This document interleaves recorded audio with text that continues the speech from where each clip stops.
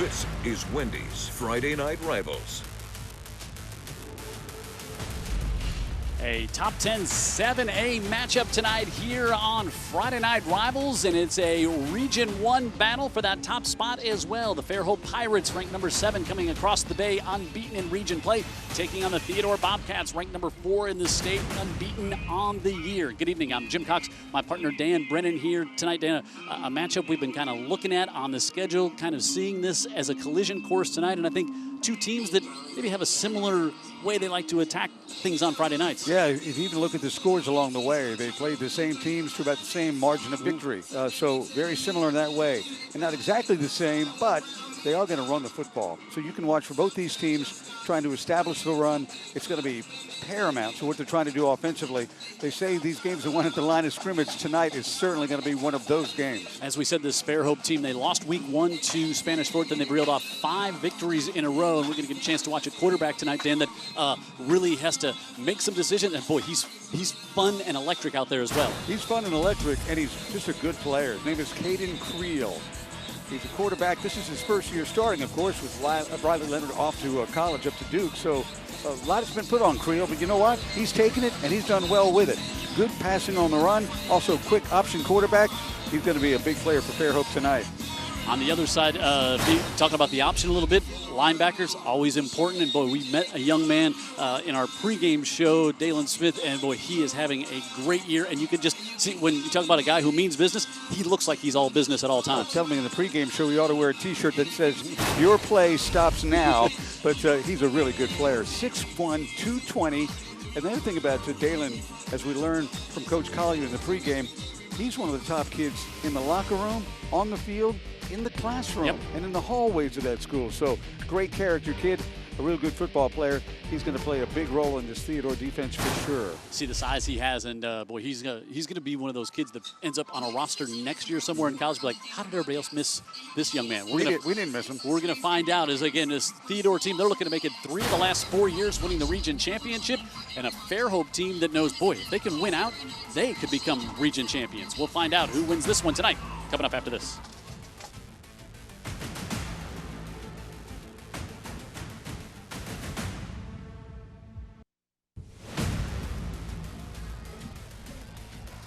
Here come the Theodore Bobcats. Home game tonight for Theodore, matching up against Fairhope. This is where our season starts, where we first met Heather on the sidelines, and she's back with us tonight here. Heather Healy, good evening.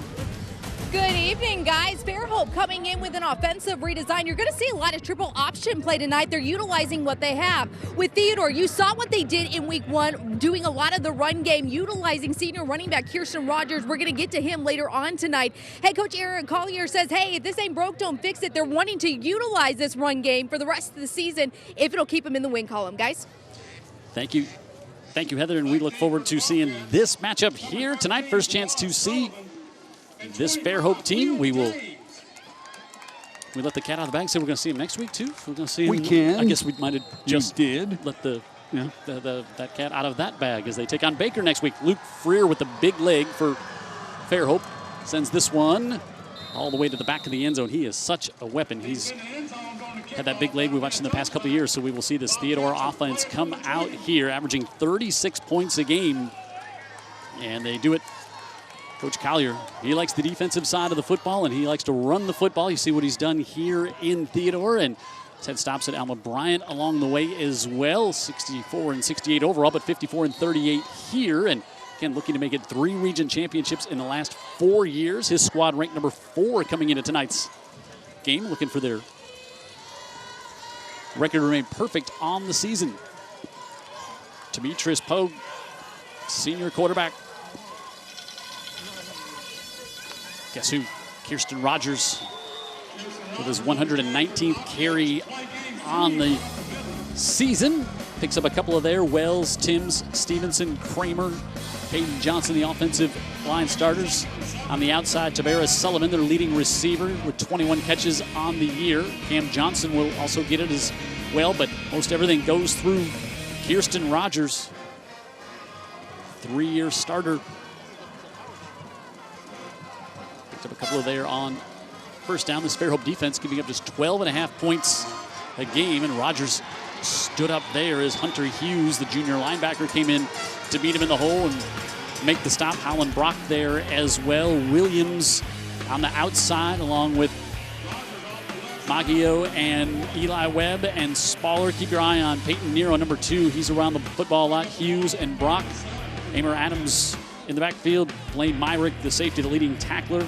Maddox Davis and Shay Brown starts at the other corner. And a 3rd and 7 here for Pogue and crew. Looking at the right side, pressure coming. Got hit as he threw this one to the far side. He got it off to Cam Johnson, but he's going to be well short of the first down. Johnson with his 5th catch of the season, but good pressure coming from the backside. Forced Pogue to not be able to put that one exactly where he wanted it, and a 3 and out for this Fairhope defense to start things off here tonight. Through the years, we've seen a very salty Fairhope defense, and it looks like we got that addition again this year.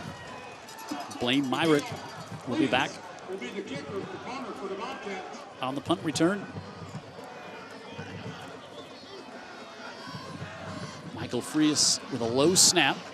Left-footed kicker got it up. Not a very good punt at all.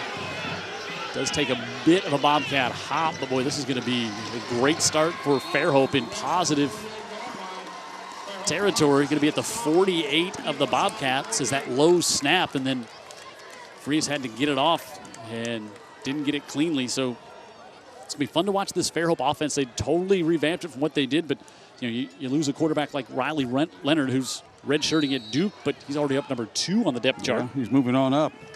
And I'm going to take that red shirt off him. He was such a fun player to watch. There's Coach Carter. Went over and had a little talk with his defense. He heads up the defense on the pitch to the near side. This time it's Jack Bird, the senior, and Bird's going to pick up a first down. Bird still on his feet down to the 29-yard line. A pickup of 19 on first down. And see a little of that assignment defense is going to be so critical for that Fairhope, that Theodore defense tonight. On the offensive side, Vanderwall, Cole Fisher, Barrett Kane, Wesley Crabtree, and Logan Lanisek, one of the few returning starters on that offensive line. On the outside, Trey Hawkins out there. We'll see Matt Hill, Sanders Daniel, one of the tight ends, but this one given on the inside. Glenn Patrick, the leading running back, and now they keep it to Bird, actually. Now Bird spins and goes to the outside, lost his helmet, but just we were talking about there. Yeah, there's a missed tackle is one thing, but a bust is a bust. They've had a bust to the left and a bust to the right so far. Cunningham, Bolden, DJ Mooney up front. Dalen Smith, that we talked about. Landon Collier, Damon Jones, Brandon Jones, Will James, the talented cornerback. Cameron Pruitt, eager as the safety, and Jordan Casher playing well at the other corner. And 1st and 10. And rumbling ahead, Glenn Patrick, leading ground gainer on the year. Patrick and McCants both, that'll be Quaylen McCants both in there, each with over 400 yards. And you see Patrick there tonight. Picks up 8 on first down, so 2nd and short. Creel, junior quarterback, has got really good ball handling skills. Can really sell the fake well, can scramble around, can throw it if need be, and now with motion, and get a flag pre-snap. It's McConnell Collision Center flag on the play. Well, 51 yards rushing. He can throw it if he wants to, but he doesn't need to. Dead ball. False start. Offense. 5 yards. 2nd down. Alan Duhan, our referee, so pre-snap. Boy, you hate that. You go from 2nd and 2 now to 2nd and 7. Be all the way back. Call it keep it at 2nd and 7 here. The shortest gain so far has been 8. So I think right now they've got the Bobcats a little bit on their heels. The assignments have not been cemented in their brains. Bird and Patrick in the backfield with Creel. Creel rides it, keeps it, takes a lick, and now he's going to be driven back. Kept that one, and that time we see Moody coming up with the stop. Boy, that penalty, you just hate when you give up that short yardage. And now 3rd and 9, coming up with a loss of 2 on that one. Joel Williams, the offensive coordinator. Of course, he's been around, coach, longtime college coach. He's an old option, I want to say O-L-E, old option coach. Not an old option coach, but he's run the option a lot of years, and so they've started to implement that here. More to give right up the middle, and Patrick is in for the score. 9 touchdowns on the year for Glenn Patrick, and he goes right up the middle of this Theodore defense, who had given up just 9 points in the last 4 weeks. Gives up 6 here on the opening drive after the short field. And Fairhope takes advantage, and they're on the board early with a lead. Yeah, well, whoever it is that implemented this offense done a really good job, and that all started with blocking up the middle. Clear lane for Patrick. He almost walks into the end zone. And Freer to try to make it 7-0 for the Pirates, and he does. 4.5 into this one, and the Pirates marching 48 yards down the field, and Glenn Patrick has touchdown number 9 on the year, and the Pirates on top early on Friday Night Rivals.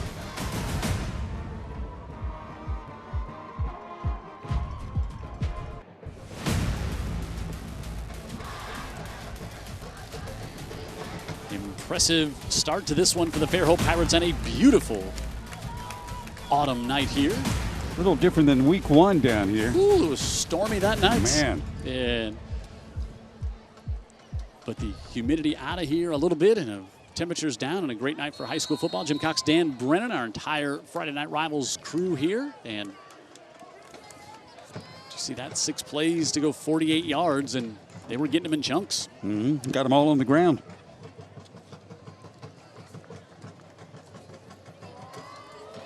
Freer does what he almost always does, not just into the end zone, dang near through the end zone. And we don't see that very often, Jim. big win for Murphy last night. They come from behind to beat Bryant. McGill holds on after a late Robertsdale rally, 38-31. Alberta gets a win over LaFleur, and Viger stays perfect on the year with their win over Faith Academy. Daphne and Pine Forest tonight. Baker and Pine Forest tonight. Gulf Shores and Saraland. Saraland up 6-0 early in that one. Spanish Fort and Blunt. Citronelle and Baldwin County. Jackson and W.S. Neal. St. Luke's and Leroy tonight. Milry and Chickasaw is a busy night, and we see the rest of our games to the north and east of our viewing area here is give to Will James coming over. We see him start at that cornerback position. We saw that in week one. Comes over on this side of the ball and picks things up, and we got an injured Fairhope Pirate down there. I think that might be Hunter Hughes.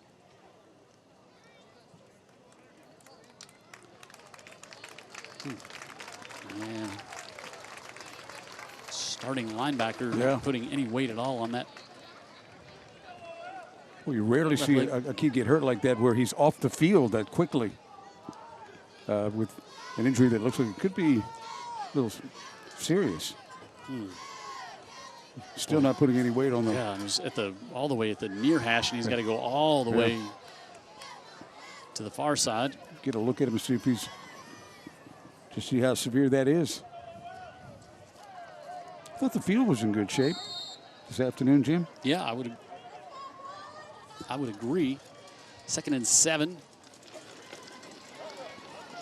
Rogers up to about the 32-yard line. It's one thing about he always falls forward, as coaches say. He always falls forward, and those gains look like they're going to be 3 or 4, end up being 5 or 6. We really like him, don't we? Yep. And he's a team-first guy. He's a big guy. That's going to get old for Fairhope, I can tell you that. They keep feeding him. You get tired of tackling him in the 3rd and 4th quarter. But he doesn't get tired of running. Needs 80 yards to eclipse 3,000 in his career. And he's up to the 35 here on this one. And it's just like body blows all night. It's just keep pounding, pounding, pounding. He's delivering, not taking. Eli Webb. See the year he's having so far here tonight. 3-yard pickup on first down here for the Bobcats. Hogue looking to throw, crossing over the middle, and he wanted Tavares Sullivan, his favorite target. The junior couldn't come up with that one. And back there on the coverage, Peyton Nero. Nero, good-looking player, having a good year. 6 foot, 195 pounds. They'll bring him over on offense some as well. Boy, it's so evident how much respect and the friendship these two head coaches have for one another. Just a great time chatting with them both before the game out at the midfield stripe. At 5 o'clock until about 5:30. Yep. 3rd and 7. Pogue over the middle. This time he hits Sullivan. Sullivan spins, and he's going to have the first down to the 44. Do you remember week 1, Pogue was very comfortable with those crossing routes? Yep. That's the way the play action was, generally crossing routes. He didn't have any trouble throwing it into traffic over the middle. We were actually a little surprised how much they threw it in week 1. We were. Against Saraland. But he was very efficient, and he's efficient again so far tonight. Eric's really got a connection with his players, doesn't he? So, you know, it's such a great fit, him being here, as Pogue keeps this one up to about the 46. This Theodore team stayed perfect last year, beat Davidson 36-3. Next week at LaFleur. So, you know, if they were to win tonight, they really have a chance for another 10-0 season. They haven't had one since 2000, but their next 3 opponents, LaFleur, Foley, and MGM, I mean, they only have 2 wins combined. So, yeah. we think they win here tonight. They got a good chance to post a perfect record, but they're in a tough one so far early tonight. Pogue wants to go deep, looking for Sullivan, airs it out, hangs it up for him, and it's broken up in the last second. Adams got a hand in there to knock it away. Wow. Pogue threw it back to the inside of the field. Chance for his receiver to run under it, but then Amir Adams, the sophomore, closed in on that one and was able to knock it away. Well, with the big reach. You see a play like this and you say, okay, keep an eye on 13 a couple of years down the road, right? Yep. Sophomore making a play like this, catch up speed, knocks it out with his left hand, maybe a little more to the inside, and they might have a big play. But that closing speed by Adams was pretty impressive. 3rd and 7.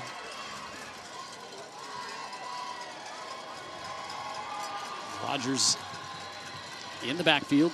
Pogue wants to keep it, looking to get behind Rogers with a block, but it gets closed down, and no chance there as Ronnie Maggio comes in to make the stop. And they lose 3, and another punt coming up for Theodore. Maggio. Quarterback draw all the way, Jim. And Yep. Kirsten Rogers was used as a blocker there, but Theodore simply outnumbered them at the line and penetrated, knocked him down, and here comes another punt. Brock able to get in there to help as well. And Fairhope with 10 up on the line of scrimmage. They're coming with pressure, and they got it. Ooh, I thought they got at least a piece of that. It kind of went straight up in the air. And I think Frias was saying he wanted maybe a flag, but tells me that they've got a piece of that. I thought they were going to get a lot more. Yeah, it looks like the punter did get hit, so there would have been a penalty if not for them getting a fraction of this ball. Let's see. Once again, not a good snap either. So nope, he didn't. He totally missed it. Oh, he ran by it. Knocked down by his own guy. Yeah, and actually with all the that was Nero just ran by it. He was in so fast he ran by it. But now up at the 42 again, good field position. Creel with the give, and now this is we talked about what they can do out of the backfield. Quaylen McCants all the way down to the 20-yard line. Pickup of 37. Powerful kid, 5'9", 202. He's a junior, so he'll be back next year, but Fairhope's not thinking about next year. They're thinking about right now and getting a second score against a very good Theodore team. McCants now closing in on 500 yards on the year. And give it right back to him and up the middle. He's going to set up a 1st and goal coming up here for the Pirates. According to Eric Collier, you know, they broke it down. They studied their assignments, but this is the first option team they've seen this year. And maybe they thought they had it all set.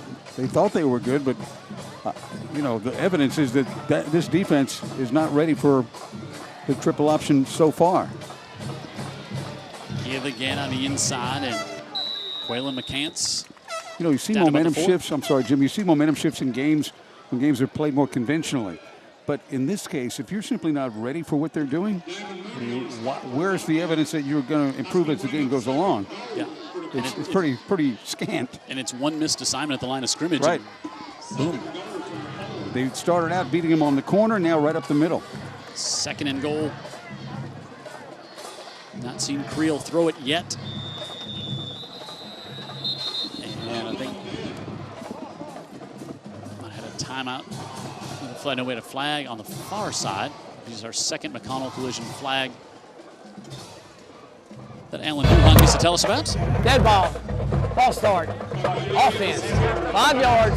Second down. Jim Bibby watching in Orange Beach saying Alan Duhan looking particularly spiffy tonight on. We'll pass it along, Jim. It's a second and goal. Backs him up to the 9. He saw a penalty. Back him up in a similar situation on that first drive, but now they'll split 2 to the bottom.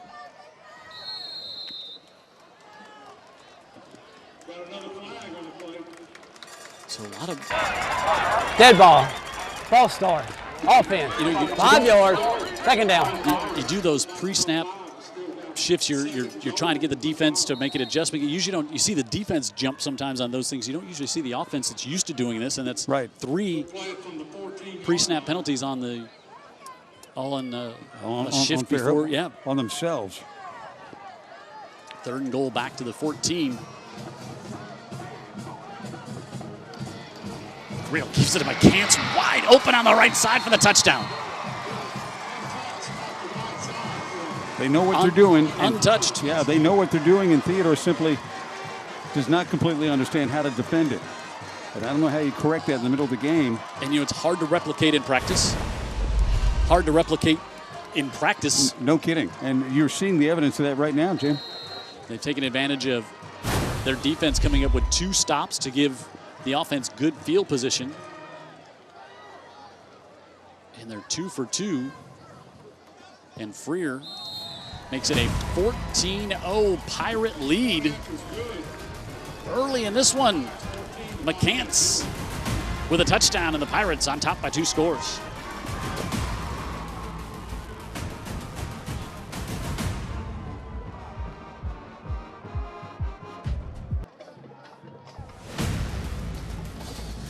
I think those are the Friday Night Lights they're always talking about, right?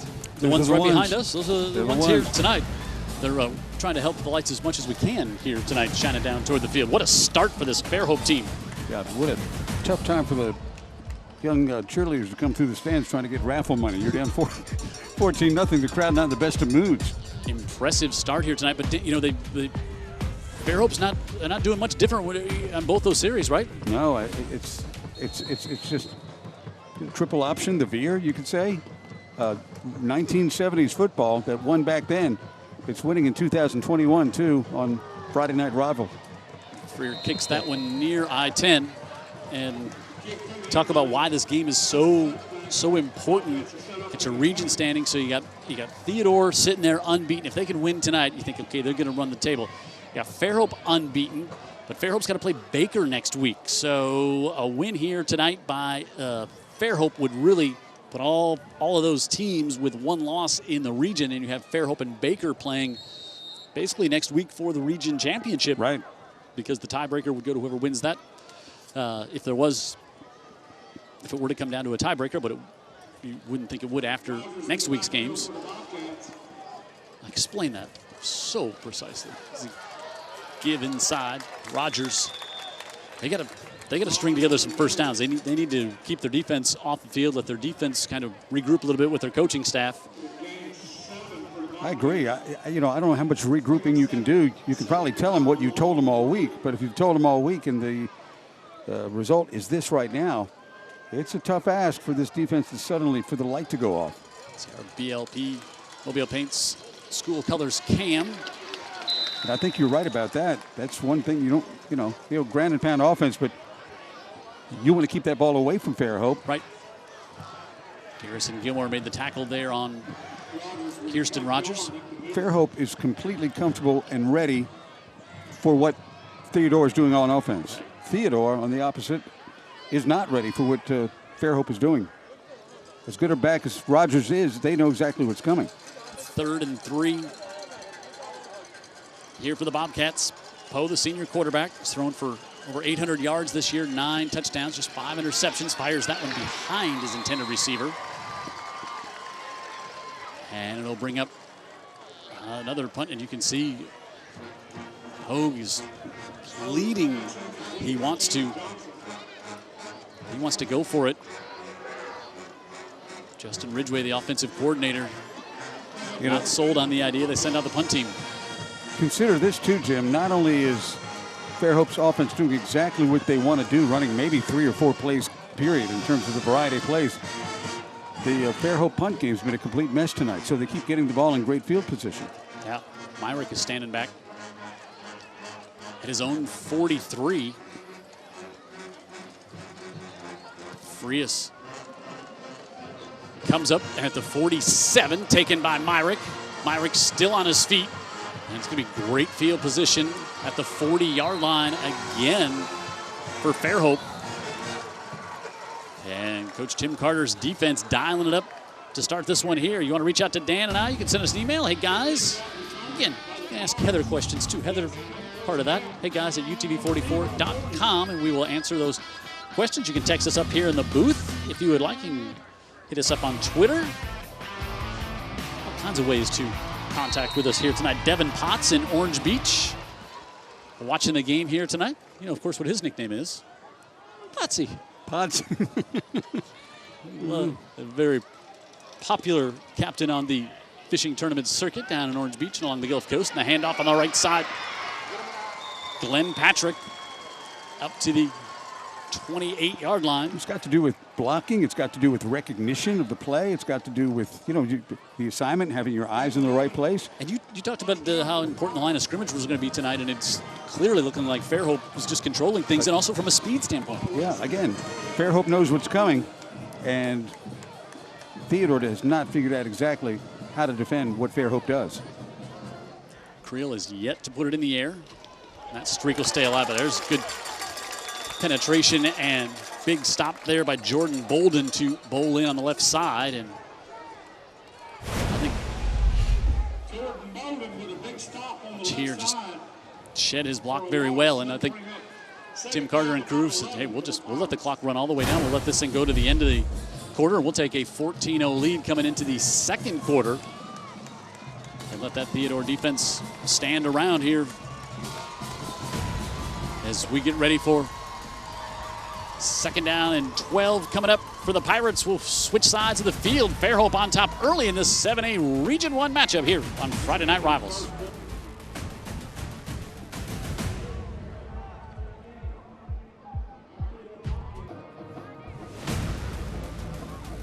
Fairhope Pirates coming across the bay here tonight. It's almost like they ran over here because that's all they've done through in the first quarter is just run the ball. You can see almost 100 yards rushing for the two backs alone, and they have the 14-0 lead, and this Theodore defense has not had an answer for what the Pirates are doing thus far. Well, they're just running through incredible blocking and missed assignments on the other side. They're running to daylight, and daylight is there. Big hit as Patrick got to the line of scrimmage and not much more. Fairhope fired off the ball so quickly on that one. I thought there was going to be a flag like they had gone early, but I guess just the timing. And that's a line just feeling it, right, Jim? Yep. You would see that in hockey in the old days, too, when they just skate a little bit harder. It's going. David Cunningham was going on that one for the Bobcats, and now 3rd and 9. And, boy, you're at the 29-yard line. You got a kicker with a huge leg. Yeah, but you're thinking this is 4-down territory as well. Yep. Haven't proved they can stop him yet. Creel keeps this one, dances in the hole, and gets up to about the 26. And that time, much better job by the back 7 of Theodore kind of staying home there. Hey, good job by Theodore, Jim. I mean, they were skating backwards for the entire first quarter. They get a stop here. Here's the kid you were talking about. We've already seen him in kickoffs, and let's see how well he does with a field goal attempt. A 43-yard attempt for Luke Freer. Freer has 5 field goals on the year to the near hash, and he has got a bomb of a leg. Coming right at you. And he hammered it, but it's just wide. I mean, if it's between the uprights. That's good from 50. Yeah. It wasn't between the uprights, but it's bounding around Sweetown Road somewhere now. That was just a heck of a booming kick. Theodore maybe a little pep to their step now, Jim. They get a stop on defense, which they had not had previously. They've kind of hurt themselves on offense with underthrown passes. Not quite as they need to be sharp offensively tonight. Yeah, they feel get a score, get back in this, and then they're going to have motion a little early on that one. Our McConnell Collision Center flag on the play. You've got a choice as to who repairs your vehicle. You don't have to go where an insurance company says, hey, take it here, take it where you want, and that choice should be McConnell Collision Center. Offense. 5-yard penalty, first down. Backs him up. You can just see Eric Collier's body language there. And Eric Collier is a defensive coach. He is the guy who loves that side of the football, and and he's played and coached, defended every kind of offense you can see. Yep. You just don't see this one very often. Pogue wants to come to the near side and going down to a knee. Raheem Quinney with his first catch of the season and gets back to the original line of scrimmage, so bring up 2nd and 10. They usually have guys that can do that here in Theodore, even though they like to run it. Some good athletes on the outside always.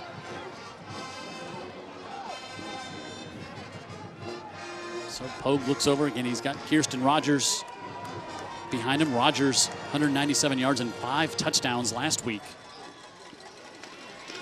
And now another flag as Rogers gets it up to the 25. It's in the backfield, so you think this one is going to be coming back again.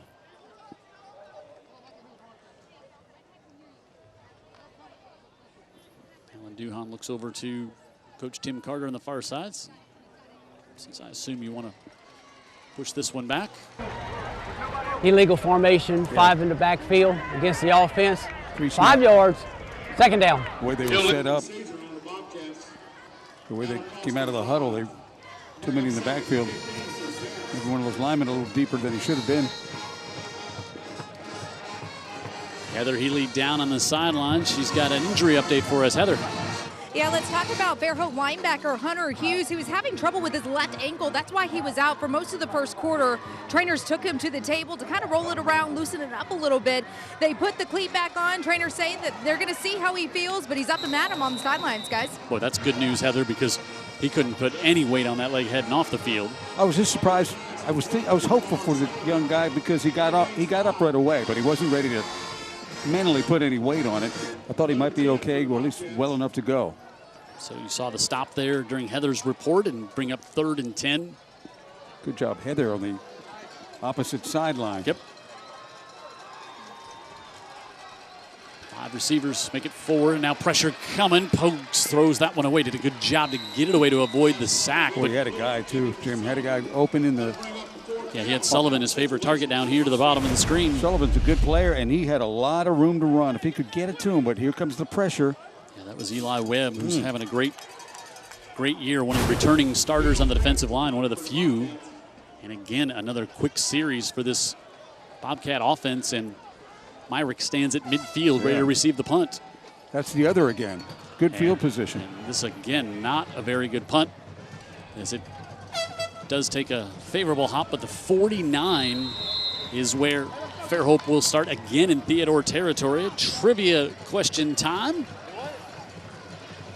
Both of these teams, their home fields and stadiums, of course, named after legendary coaches. We're at C.A. Douglas Stadium tonight. We'll be at WC Majors next week on the Fairhope side. But only one of those 2 legendary coaches has a great-grandson playing tonight. Who is he? If we had a telestrator, Dan Brennan is mocking me up here because I was like circling on the screen with my finger. Yeah, making sure, explaining to me like. Sometimes. Look at this. Give McCants to the outside. He's going to pick up 10. It'll be very close, depending on the spot, if they get the first down. And you see McCants is a big guy, 5'9", 202. They're going to give him 9.5. And 77 yards. Puts him over 500 now for the season. They really split it very equally between he and Glenn Patrick. 2nd and less than a yard. Go right back to McCants, and McCants going to get stopped there, but he's going to have the first down to the 38. You know, you're talking about Caden Creel and what he can do with it. He really hasn't had to demonstrate much of that. Not a whole lot of option. Not, you know, they were successful on the edges the first 2 plays of the game. And after that, coming right at him. First seven weeks, he'd thrown it 71 times, but we are a quarter through this one, and he's yet to throw it. Okay, they're going to measure. And I think if you're Eric Collier, you're very happy. It appears clear it's the first down, but you are happy to get this measurement, to get your team over here, your defense, and get them around and say, hey. Any chance you can get them around you and reinforce what it is that they're missing out there, because they're clearly missing some things. But it's so tough to replicate. And these blocks are coming at them from angles that they're not ready for, obviously. There's a lot happening out there where they've just kind of lost confidence in the plan a little bit. And they're going to have to get it right, because Fairhope's not getting on the bus for another 2.5 quarters. Yeah, easy first down. Theodore's only had one real close game this year, that against Baker. Otherwise, they've won by a couple of touchdowns at least in every contest.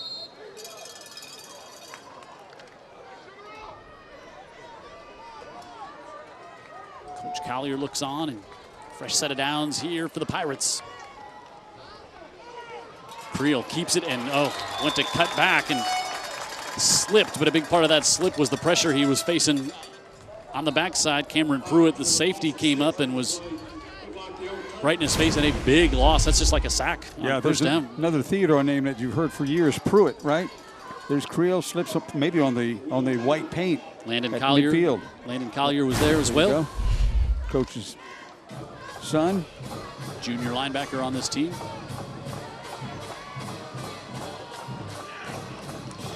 Second, now 16, and McCants will pick up about 3, and you heard that big collision there. David Cunningham was in there. Cunningham and McCants, two stout young man meeting there at the line of scrimmage, and 3rd and 13. Here for the Pirates, will we see Creel put it in there? Now he can scramble, he can roll out, he can throw it on the run. Now he's going to come from the pocket, completes it. Myrick's got it, and they bring him over from the safety position. And Myrick has the first down to the 22-yard line. Oh, my word. This is just not a little kid throwing a football. This is a bullet. It's a rope from the quarterback. He throws it 10 times a game, and he can throw it like that. So you see Fairhope when they need to, they'll bring some of those players from defense over on the offensive side and down to the 22, and 1st and 10 here on the 3rd and long conversion by Creel and the Pirates. McCants spins to the line of scrimmage, and McCants stepped to the 11-yard line. Here's the problem with Theodore, too. A team that loves to run the football, they're not loving it tonight. They've got 22 yards on the ground, and we are 6 minutes until halftime. So Fairhope has been convincing offensively and defensively. Ben Mosley splits out of the top of the screen. 1st and 10 from the 11. Glenn Patrick falls ahead for a couple. And the other thing, you fall behind by a couple of scores and potentially more here. We talked about how Fairhope, they just shorten the game. I mean, look where we're down to 5.5 minutes to go here in the first half. And I wouldn't be so concerned about that either, though, Jim, because they do shorten the game, but the way they're playing, they want more game. Yep. The clock keeps running with this offense. Patrick. Good job, Theodore. Swarmed. Collier was in there to help lead the charge. Also, Dalen Smith, who we talked about in our pregame show, able to make the stop. 3rd and 7. That young man was impressive from the elevator up to the whole time we spent with him, Dalen Smith. And we learned if he has to call you in for a little meeting, you're a player, Yeah. The next time it's coming from the coach, and Yeah. you don't want to hear this message from the coach, so I'm going to tell it to you. Love that. Correct yourself. His leadership. Yep.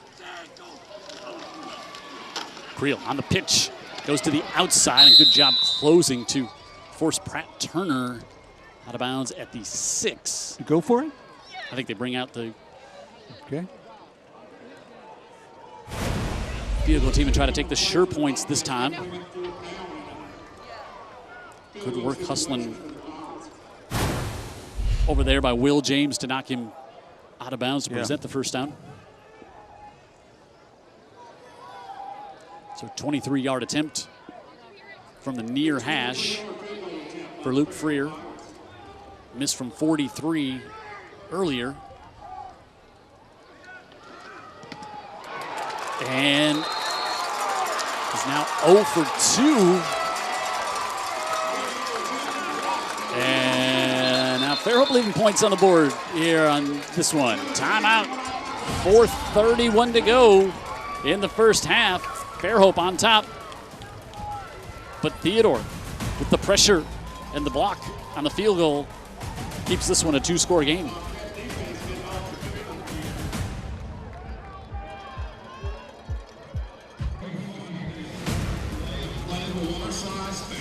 So Theodore gets a hand on that field goal attempt to keep this a 2-score game at 14-0. And now we see the Theodore offense. They've got to try to get something going here because this defense has shut down the Bobcats so far. And we see more of it there. Trent Spaller, the senior defensive end, crashed down on that one too. Stop things. So no gain, 2nd and 10. As we approach 4 minutes to go, Jim Cox, Dan Brennan, Matt Melton back after 2 weeks in Europe, Amsterdam, France, Germany. European vacation 3. Yeah. Poe looking, fires over the middle. Dan Brennan talked about that earlier, and this time he's got Raheem Quinney for his 2nd of the night, and will pick up 25 on the play. You want to stop the run, that's a commitment, but guess what? Throw over top of the linebackers, wide open with Quinney. And I don't know if the hills are alive, but the stadium is alive finally here in Theodore. Hadn't had much to cheer about.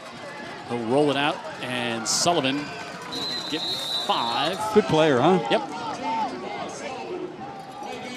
And now it's 2nd and 5. Now you're able to feed your big back, who's having such a great year.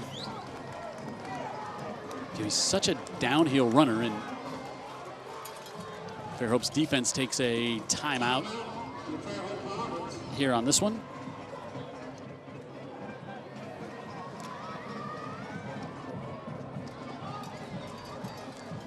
And Friday Night Rivals is week 8 of the season. We are 2 months into high school football. 3 Fridays after tonight left.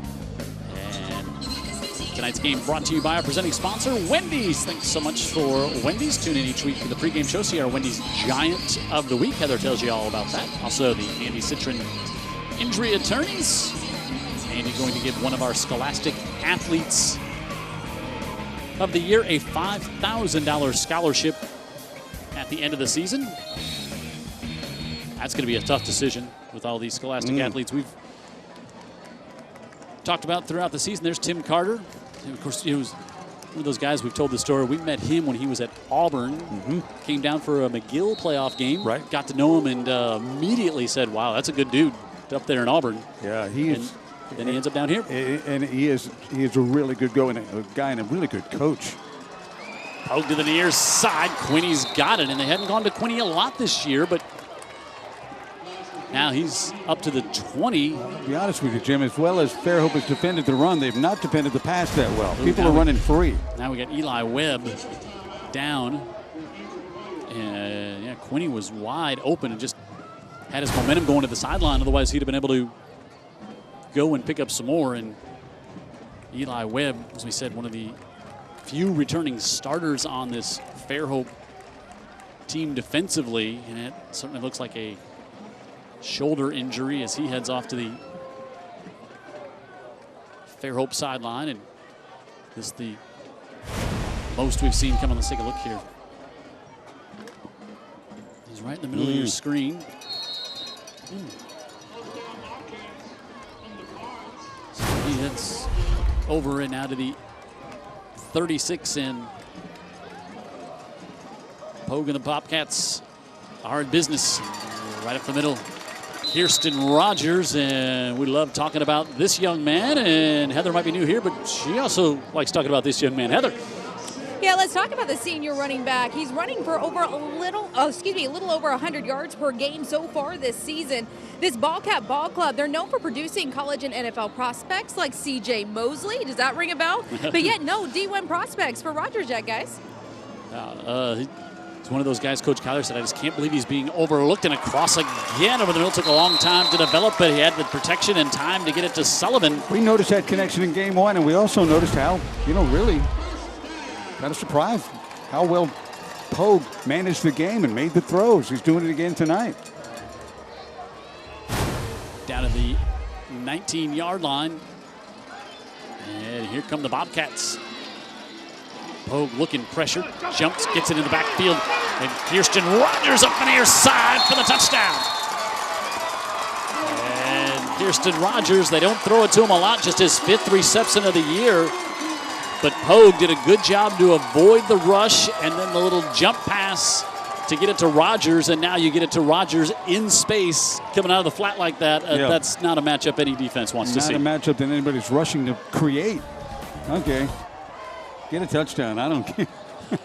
Rogers goes in for the score. His 12th touchdown this season. First one via the pass. And now Frias a chance to suddenly make this a 7-point game with just 2:25 to go in the first half. And no good. And so it's now 14-6. The Kickers now combined 0 for 3 here tonight, and it's 14-6. The little jump pass there, and Kirsten Rogers in space is going to win that battle every time.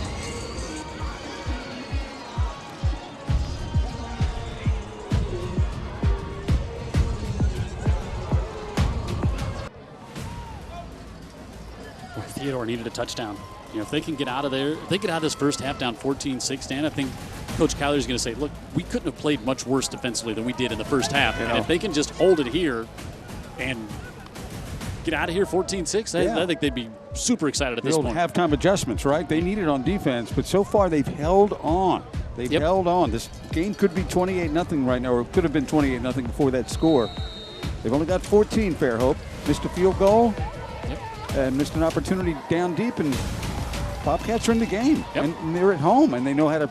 They found now that, okay, tough to run on, but we can throw on them right down the field in no time. Michael Frias to kick off here. You saw that graphic there, 80 yards, and most of it through the air. Pogue is 10 of 13 for 100 yards. Just how we thought the first half would go for a Theodore team. We didn't know anything, as it turns out. Good return up the far side, all the way across the 40, and Pratt Turner once again will give Fairhope tremendous field position. Again, they've missed field goals in the past couple of drives that stalled. Just the good blocking up the far sideline. Rough night on special teams as well. Big block there. Was it in the back? Is a good question, but that's what spring to the sideline. Good speed too. At the 44.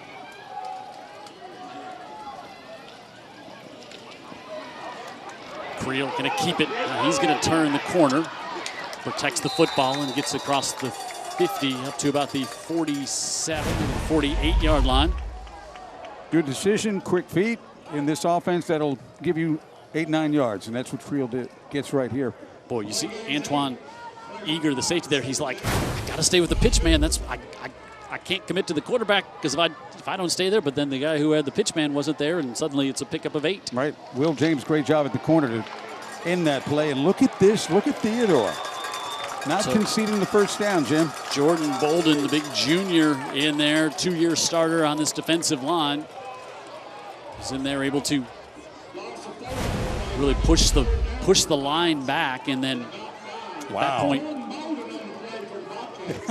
Glenn Patrick had nowhere to go. He was just hoping that jersey was going to shred. That might make the national plays right there if they look at it closely. So 3rd and 5 as we approach a minute to go here in the second. Oh boy, now 3rd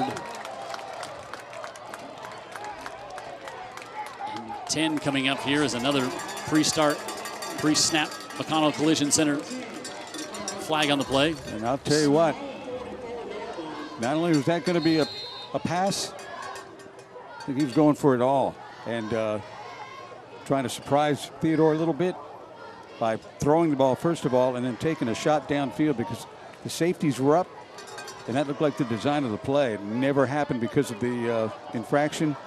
They were going for 6 right there. So 3rd and 9 and just in no hurry here. I think they're going to let the play clock run all the way down and then take a timeout. So they let it run all the way down to 40 seconds. You could see that Caden Creel was not super happy about taking that much time off the clock. He probably was ready to take that shot. Was excited to take it. Probably stewing over the fact they weren't able to take that shot. You just saw the offensive line were pass blocking for sure. Boy, there's Carter thinking we missed one there, maybe. Yep, 7th season here at Fairhope. I want to thank McConnell Collision Center being a part of Friday Night Rivals. Been with us a long time here on UTV 44. Also the Drug Education Council. Thank you for joining us this season. And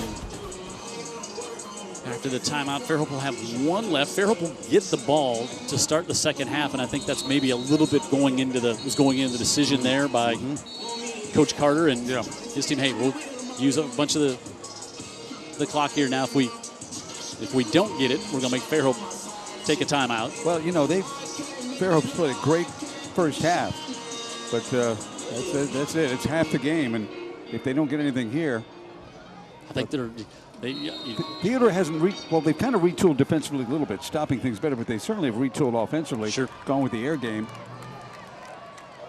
Fairhope probably thinking they left some points out there in the first half. They did.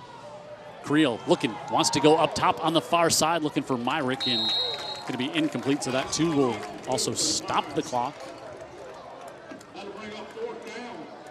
And we'll bring up a punting situation here, first time tonight. Fairhope will punt the football, and Luke Freer, who handles all the kicking duties. Raheem Quinney is back deep to receive with 33.5 seconds.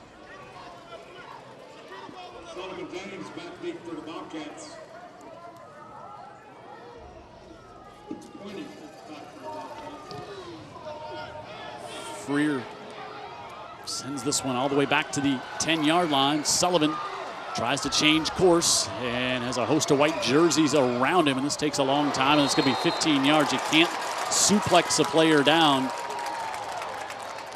on the tackle, the McConnell Collision Center, so they don't get much on the return, but they're going to get 15 from the spot of that foul, get it up to the 25, and we're going to have 18.5 seconds left. Not a lot of time, but we see in the arm that Pogue. I could see in a minute 18. Personal foul against the defense. It's 15 yards. First down. The way Pogue has thrown it here in the second quarter, I could see, a minute 18 to go, you might have a chance to get it in some sort of position, but 18 seconds is a pretty scant amount of time. Whoa. Can't do the old belly-to-belly suplex. And see, we've got the matchup here tonight. Thompson continues to roll on. You see the top 3 teams in the state, all up in the northern, and then decided then give to Rogers. It'll stop the clock at the 42 with 10.9 seconds left. So now he's got a chance to. Pogue's got an arm, so he'll take a timeout and got a chance to make a long toss. So there we go. Theodore, where we're at here tonight, 4, then Auburn, James Clemens, Fairhope 7. Oak Mountain, Hewitt, Trussville, and Baker jumping into the top 10 as well. And We're going to see that Baker team next week, and both coaches telling us this week and then before the game how impressed they have been with this Baker squad this year. Look at what they've done this year. They only lost 2 Theodore. Yep. And that was a tight game, too. So they're scoring a lot of points on a variety of teams. They beat UMS right to start the season 14-0. Yep. Out in West Mobile. Pass along some other scores. Williamson on top of Scandia County, 21-0. 7-6 of the half. Daphne over Mary G. Chickasaw leads Milry 26-14. At the half, Blunt leads Spanish Fort 14-6. As we look at our BLP School of Colors cam, is everybody on the Theodore side decked out in pink for Breast Cancer Awareness Month. There, Collier looks on. Foley leads Davidson 21-10 at the half. Leroy leads St. Luke's 14-0. Baldwin County all over Citronelle 49-0 at the half. Ooh, Mobile Christian rolling 29-0 over St. Michael in the second quarter. And here's Pogue. Flips to the near side and quickly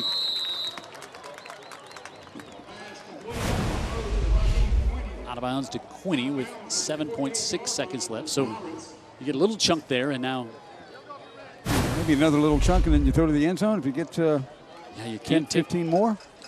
Too much time. 7.6. Yeah, they might. Not much pressure, but they're looking to do that. Floater of nice ball there by Pogue to. It's almost like Fairhope has escorted them downfield. Going to say he was out of bounds. Did not get the feet down. Ooh, looked like Pogue did a nice job to drop that one in a small window. And over that linebacker here. I didn't think being out of bounds was even an issue. Let's see. Wow, it was. So now, with 4.4 seconds, you have to be super quick to the sidelines if you want to try to knock 10 more off, but then you run the risk of not getting a chance to get going. Play clock now down to 2. High snap. Pogue steps up, just wants to heave it there, puts a lot of air under it. Down to the corner and incomplete. Shay Brown back there in coverage was looking to try to get it to Sullivan. And that's where we're at here at the half. You know, Fairhope scored in the first 2 possessions and then hadn't scored since. No, they have not. And been a bit of a surprise. Was wondering how Theodore was going to be able to start to figure out their assignments on defense, but they did a much better job in that second quarter. Let's go down to Heather. She's got Coach Carter. All right, Coach, talk about your style of play working in the first half.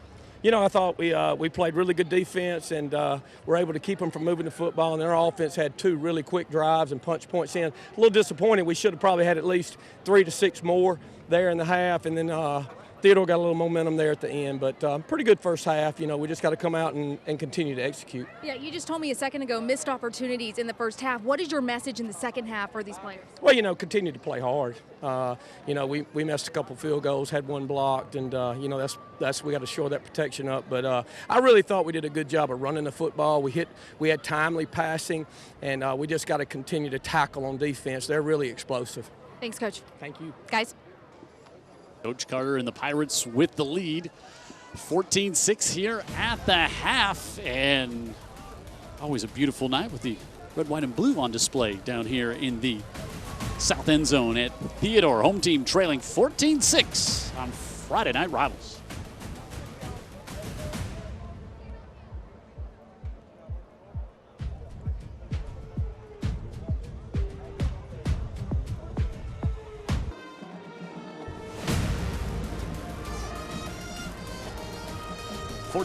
Pirates on top of Theodore, and we always say we wish we could show the bands. We're not music licensing, we can't, but Fairhope's such a great band. In halftime here, their team on top with the 8-point lead. Each week we have a player of the game to tell you about. At the end of tonight's game, we'll give you 3 to choose from, and boy, there were plenty we could have chosen from on this Saraland team last week with a big win at Spanish Fort, but the West Virginia commit Jarrell Williams with the 2 touchdowns, 153 yards, big night. I don't wonder why he's got to go all the way to West Virginia to play football, but there's some schools around here too, you know, and you know, I'm talking about the big ones and some of the directionals. Williams is an excellent player. He's been really good in every game we've seen him in.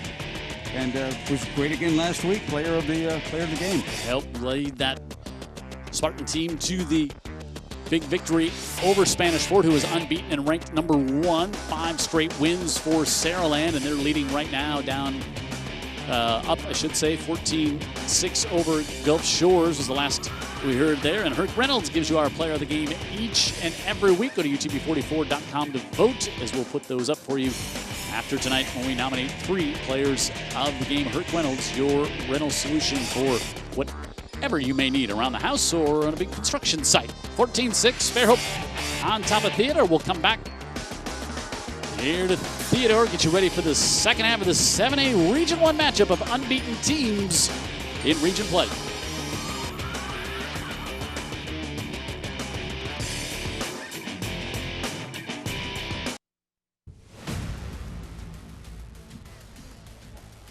See our score there at the half. Fairhope on top of Theodore, 14-6. Friday night rivals here on UTV 44. Jim Cox and Dan Brennan. Heather Healy on the sideline. Jared Kihas in the truck. Our great Friday night rivals crew. They work so hard to bring you these games every week. They're not the only ones each Friday night across the nation, but they are the best to put it together for you each week. But there's games all over the country. Let's take a look at the best of from Friday night rivals last week. 2nd and 5 after the 5-yard pass play. Another fake, it's Destin Wade, but he pitches to Keaton. The twin telepathy goes through, and Keaton Wade scores. It's a touchdown, an extra point away from losing this game, so Arsenal gets the kick out of it. Pretty good one. It's off a foot, and how many times? Watch out. He's it's gone. Ignore. It's a touchdown. Look his direction, and now Whitfield extending the play, throws, and that is intercepted, and what a grab. Unbelievable extension on that play. Not a great sign, but they're going to try to turn around. Williams with the inside pitch this time. That's actually a pass, and he did not go down. He had a hand on the ground. This may be a problem. This may be a problem. He's got one man behind him. He's going to veer off a little bit, but Antonio Williams is going to walk away and strike up the band for the Dutchport Silver Foxes. I would Hail Mary it at this point. Whitlock is going to keep it. Whitlock has a seam. Devin Whitlock all the way for the touchdown. Right, and curve it in. Here it goes on the way. Oh, close. He made it. He made it. Are you kidding me? Helm, he scored on a touchdown earlier, and he does it again. And Mountridge wins the game in overtime.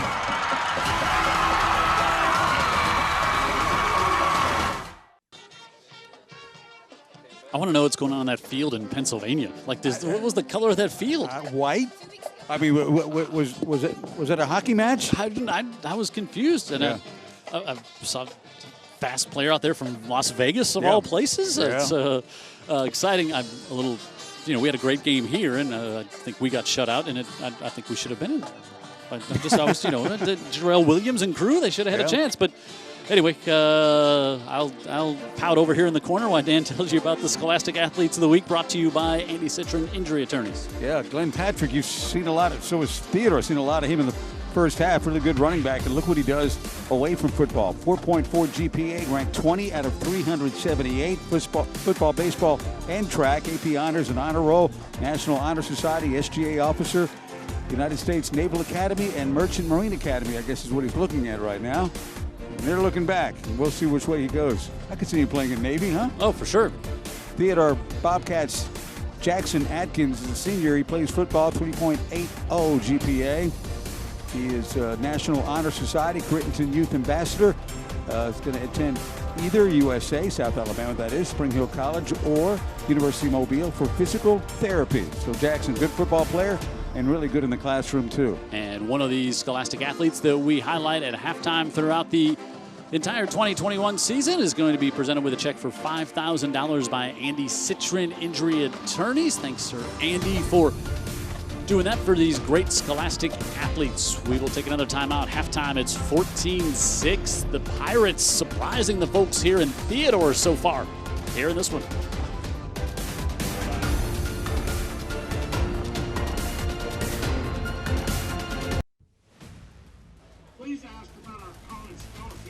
Friday night rivals here tonight in Theodore. Fairhope jumped out to a 14-0 lead, then missed a couple of field goals, just missed one, had one block. Kind of felt like Coach Carter talking to Heather Healy down the sideline, saying they left some out on the field, and Theodore got that late touchdown there with 2.5 to go in the second quarter. But it looked early on like this. It looked like this was going to get out of hand, Dan, when Fairhope was up 14-0 and driving down deep in Theodore territory.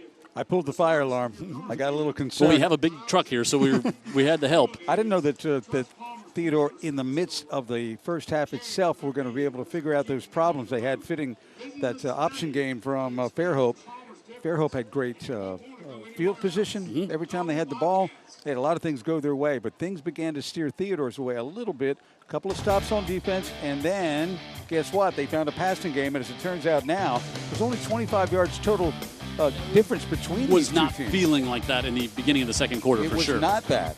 And that's when the Theodore, of course, was committed to the running game. That's now changed to more diversified. Yeah, look at Theodore throwing around 11 of 16 in the air for Hogue. And there you see the big night. McCants, he's been a handful. Patrick as well. Theodore Rogers has really not gotten all that many touches, as he likes to get the lather on, as they say, and get that rhythm of the game going. And you certainly now it's a one-score game. Going to see probably more of that in the second half. But Demetrius Pogue, great first half, 11-16, 111 yards. Halftime about to wrap up here in Theodore, and the second half will begin. Fairhope will get it, and we'll bring that to you coming up right after this.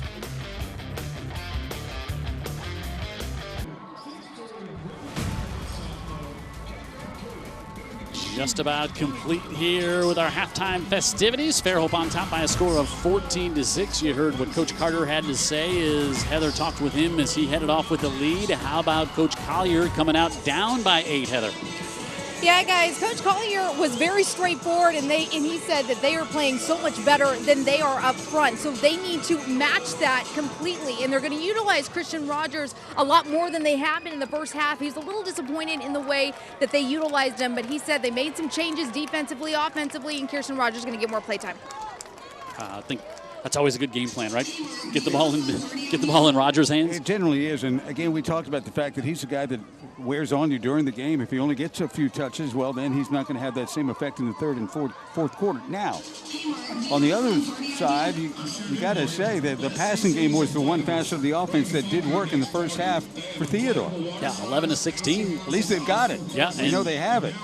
And now if you could be a little more, Fairhope only threw it 3 times in the first half, 2 out of 3. Well, the way they ran it now, they can use the pass as a complete surprise and can make some big plays out of that. So keep an eye on not only how often Fairhope passes, Jim, but what kind of plays they are. I don't think they're going to be little plays, little swing outs. I think they're going to throw for big chunk plays, running the veer offense like they do.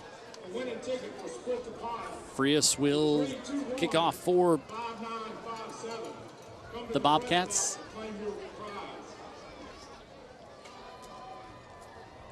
Peyton Nero back deep to the near side. And Pratt Turner, who had the nice return late there in the first half, to the other side for the Pirates. Turner showed good speed. That's why he's back there. Yep. Now, you wouldn't try to pull some little surprise. They were successful in an onside kick earlier this year already. Just always like to toss it out there. Just, of course not. This one kind of dies back inside the 5 before Nero picks it up. And Nero gets to the 18 is where we'll see this offense come out. Caden Reel has been good on the decision making here tonight, as we thought he would. He's not had to scramble around and throw it as much as we've seen him do in other games. And I think Coach Carter, if they went 2 for 3 in the second half, he'd be perfectly happy with that too. No doubt. The offense has really gone through the running backs and not the quarterback. 2 tight ends loaded up here, and this is McCants.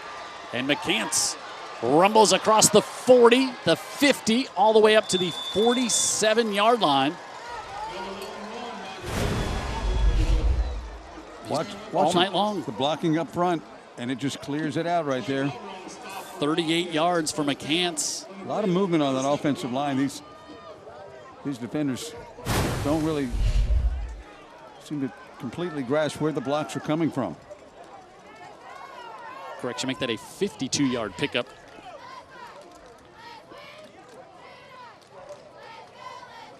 And 2 here on first down. And McCants, I think he's got a little deceptive speed too, because he's so big at 5'9", 202, but when he gets in the open field, not a whole ton of people catching him from behind. No, agree. An option play like this, and they always say the first duty of the defense is you got to stop that belly play. You got to stop the first option number 1. Option number 1's been getting a lot of yards for Fairhope since midway in the first quarter. McCants now well over 100 yards here this evening. Creel this time goes to Patrick, and a good job by the Theodore defense. Now going to bring up a 3rd and 7 here for the Pirates. This offense can also, the numbers can sometimes be inflated, Jim, because when you bust big, and you give up pretty big chunk plays. Yep. Yeah, it's not been like just a grinded 3 yards in a cloud of dust, that's for sure. No, variety of big plays is how they've been able to gain the yards they've gained. Trey Hawkins, the receiver, to the bottom of the screen. Creel looking to set up the screen, dumps it out of the backfield, able to get this one complete to Patrick, and he's got the first down and a whole bunch more. All the way up to the 25-yard line. They had that completely sealed off and ready to go. Watch him just lob it, because he knows we got it. I don't have to press the issue here. Just get the ball to Patrick. And that's another guy who shows good speed. Yep, 21 yards on the completion. And a 3rd and 7, and Theodore's defense unable to get off the field here. And now the Pirates driving again. McCants will pick up 6 more. Talked about Rogers always falling forward and running downhill. That's been McCants all night tonight. It has. This offense lost its way a little bit late in the second quarter, but they've regained that momentum here with the belly play. What this game plan that Fairhope implements does, as you see what McCants has done here tonight. Just 11 carries, but 135 yards. Creel keeps it, takes a big hit up high, down to the 17-yard line there as Cameron Pruitt, I think that was the sophomore. Very familiar name down these ways, Pruitt. Came up and got him high around the helmet, but just the sophomore came up to make the stop, and that's now 3rd and 3. Coming up from the 17. See Creel not afraid to get up there in the contact. He'll keep it and cut it right up inside. Yeah.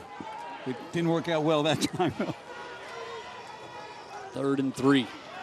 Creel again keeps it. Still on his feet. He's not going to have the first down, but after having a missed field goal and 1 blocked. What does that do to your confidence in the kick game? Yeah, and it would be at the near hash again, which is where both of the misses came from, and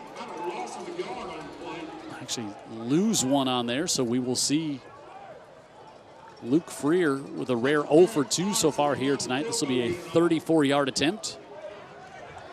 This is Theodore's defense starting to do a little better in the red zone, kind of letting move it between the 20s a bit. Bend and not break. This is the last kicker we saw with the ball comes off his foot like this. Yeah, he may be number 1.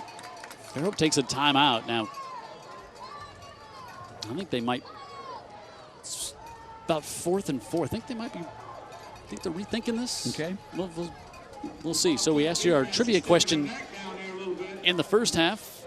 Both these stadiums named after legendary coaches. Of course, C.A. Douglas Field, where we're at, will be at WC Majors next week, but only one of the coaches has a great-grandson out there tonight. I'm waiting on the answer. Okay. Like America. I saw you were on Ancestry.com trying to connect some dots in the first half. Very competitive. No, let's look. We've talked about him a lot here tonight. It is Caden Creel. He's the great-grandson of WC Majors. And A long line of football players and coaches coming in that family, WC Majors. And all right, from 43.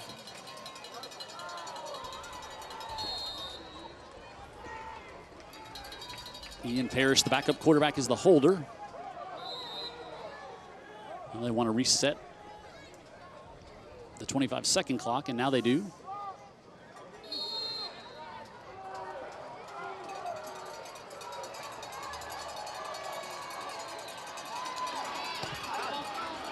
And Freer now 0 for 3 on the night. They are cannon shots, though. Huge, huge length and distance, but 42. Sometimes you got to wonder if it's going to get to the crossbars. His just fly by, but just off by a little bit right and left. Yeah, both the first ones missed to the near side. Of course, the one that was blocked, it's hard to tell, but that one goes to the far side. And so again, Fairhope's defense able to come up. Theodore's defense able to come up with a stop. Let's see if it's more of Rogers now. Yeah, it almost feels like an entirely different football game.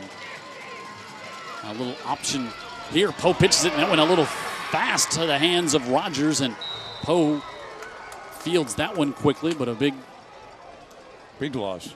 Big loss and a near disaster there.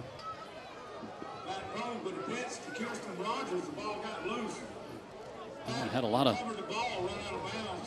heat on it. A couple of yard loss there, and hadn't seen an option come out of the Theodore offense yet here tonight. Giving some of what they're giving us, but the fact is that Fairhope had it covered, had it stretched out. 2nd and 12. Rogers wrapped up, nowhere to go. Gets to the line of scrimmage, but not much more there. Corey DeBoli with the stop. I'm sure that Eric Collier at halftime, because they already run the ball team, I'm sure he challenged that offensive line and wide receivers. You've got to block better. We've got a big boy in the backfield needs to get the ball, but he's not going to be effective unless you do your job. 3rd and 11. We've seen a lot of solid Fairhope defenses, haven't we? Yeah. Coach Tim Carter, that's what he's always hung his hat on. Pressure coming, flipped over the middle, and incomplete. 2 receivers in the exact same spot as Johnson and Sullivan was there, but boy, Demetrius Pogue standing in there knowing he's going to take a big hit and still delivered on our Drug Education Council replay as DeVoli was coming on the blitz. That linebacker just right in his sight. Oh boy, and it was Cam Johnson actually tripped up Sullivan, his own man. Breaking off the route there, and nearly, in a very unlikely way, got a completion. 3 and out. Good kick this time by Frias. And at the 45, Myrick across midfield. And Blaine Myrick to the 44-yard line. Picks up about 10 on the return. And once again, Fairhope has great field position. Let's see if they can do anything, as we see that Myrick's going to stay in there on offense.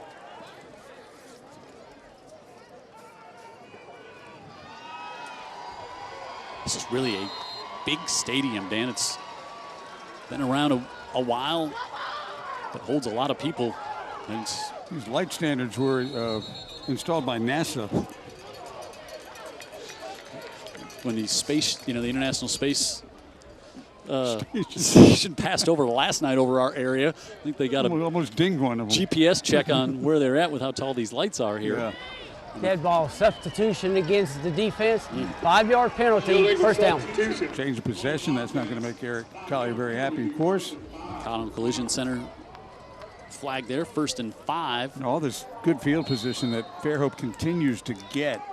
It's hard for Theodore to continue to. Yeah, the dam's going to break at some point. Yeah, they're missing field goals and squandering opportunities. And now it's like Fairhope wasn't exactly sure See Creel directing the offense there, and Patrick nowhere to go. Good job by the Fairhope defense. Cameron Pruitt again in there, and also Brandon Jones. But I really like that by Caden Creel pre-snap there. There was some confusion with his wide receivers. Calmly waited, got everybody set. Made sure that they didn't get a flag. So halfway through the third. Just a junior running this very efficient offense. They're going to do it again next year. He's going to be that much better and that much bigger, too. He's 5'10", about 180. Just going to have a whole season of game experience with what was a new offense to start the year. Now he looks to throw it. Wants to go down the right side, just over the top of Myrick. He had him there. Could have taken a page out of Pogue's book and put a little air under that thing. Yep. And so Myrick will come out here, and third down coming up, but he had a chance here up the sideline. Boy, Myrick, safety on defense. Comes over to provide the opportunity for a play like that. Yeah, got behind Will James, which doesn't happen very often.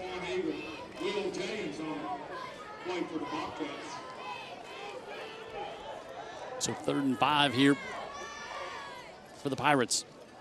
Looking again, now he's going to scramble out. He's got a lot of room in front of him. He wants to tuck it, and he's going to do it.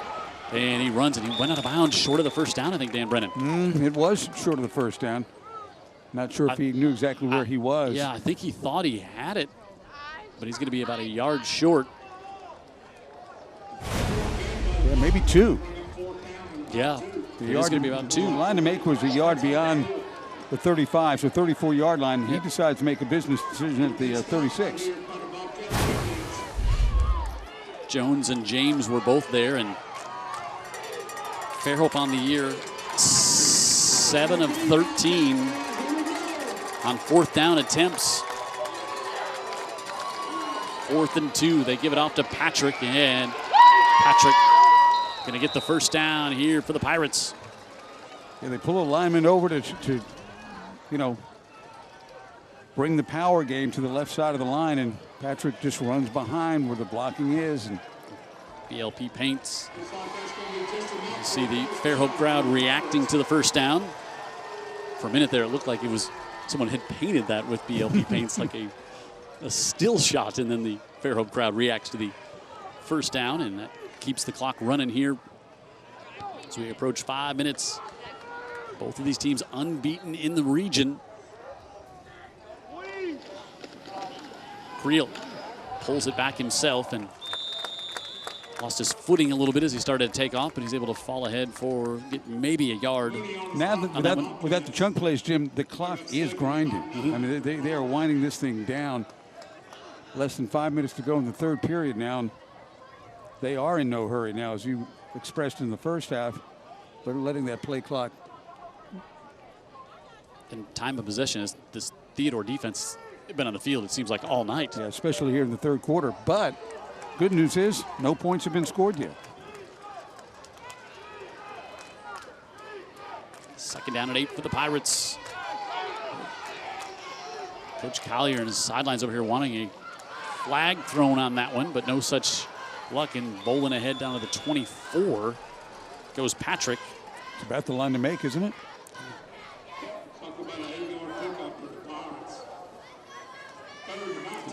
3rd and just a yard.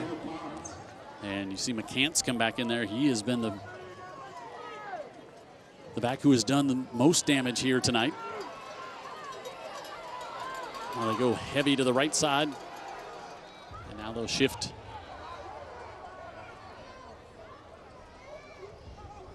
And go to the left. Creel keeps it. He's got the first down inside the 20, takes a big lick, but he's got a new set of downs. Boy, it looked like he had to go backwards a few yards there in the backfield. He did. Held on to that one, and everybody was focused on Quaylen McCants. Yeah, I think McCants, you know, he couldn't have gone wrong either way, right? McCants was going to pick up the first down anyway, but that Cameron Pruitt for his sophomore, it's a good-looking safety right there. Yep. He really brings the wood when he makes the hit, and that for just a sophomore, that's impressive. Creel with another first down. as we approach 3 minutes to go in the third. McCants on the right side. Down to the 8. Pickup of 8. Bobcats are trying. But especially with McCants on first down. Good blocking scheme, and we haven't seen a lot off the edge. Not nearly as much. Nope. See the night now. McCants averaging 12 yards a carry.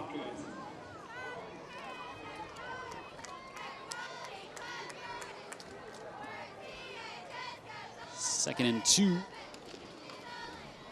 Creel keeps it, ducks the shoulder and takes a big lick, but it's going to be first and goal down inside the 2.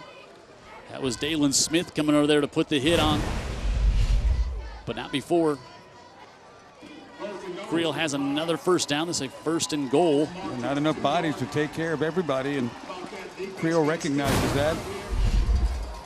Defensively, somebody's got to take that pitch man, and Eager did that, but it allowed Creel to cut inside and get down near the goal line and get the first down. I think you're seeing a little bit here, just what you were talking about. It's like you keep asking this Theodore defense to come up with a stop after stop after stop on these drives, and now you're inside the 2 at first and goal. Creel on the pitch to the right side, lunging in for the touchdown. Jack Bird, the senior. Good job on the read by Creel. And he pitches it to Bird. And Fairhope on the board for the first time since the first quarter. We'll get the numbers about how long that drive was, how long it took, how many plays and yards and so forth. But, man, that was methodical. And methodical means less time on the clock when Theodore gets it back. Now 1:45 to go in the third quarter. And did they have the ball much at all in the third period? I don't think so. Nope.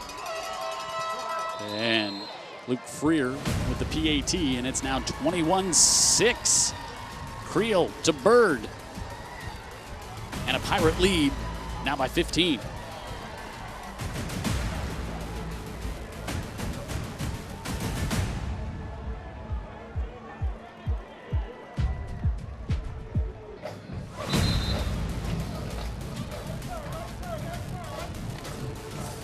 Just a minute 45 left in the third, 21-6. Our score here in Theodore, 4 minutes and 50 seconds. Stan was talking about 10 plays, 44 yards.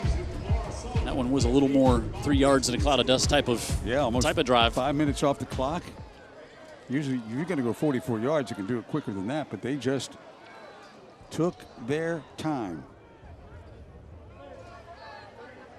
Coach Tim Carter. And again, field position, Jim. They got it at the field's been slanted all night. Yep. Freer sends this one to the end zone, and what an interesting score to pass along up an 8 Mile in the fourth quarter. Blunt leading Spanish Fort 20-14. That is surprising to say the least. Saraland hangover? Yeah, it's. We saw Blunt right 2-3 weeks ago. They were part of a couple of back-to-back 35-0 shutouts we had on. They just had no identity offensively at all. Spanish Fort ranked number 1 in 6A a week ago until the loss to Saraland. Big upset. So Pogue and the Bobcats start at the 20, and Raheem Quinney has got it to the 44, a 24-yard completion. Yeah. Well, a nice ball, inside slant here from Pogue to Quinney. And not a lot of pressure by Fairhope. They've done good against the run, but not great in pressuring the passer. And Pogue's been on point. Move to the 45, so we'll give him 25 officially on that. The pitch, Kirsten Rogers cuts it in, and he'll get 3 with a big collision there. Luke Manesco, the first one there, and also Colton Nero, big sophomore, 5'10", 240. 5'10", 240, hits 6'0", 230. It's a big collision. 2nd and 7. Coming up, Will James in the backfield as Rogers comes over to the near sidelines. With a high snap.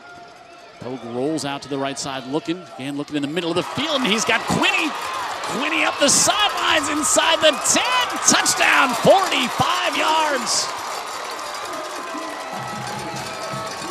Making a 21-12 score with a PAT coming. And the quick strike.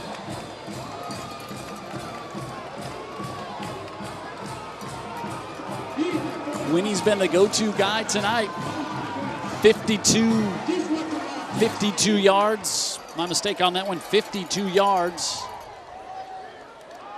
And so now they'll go for 2. I would think you would chase the point now to try to get it back to a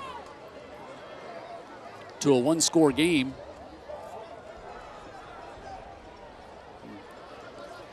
Zero surprise that we see Rogers check back in the backfield here.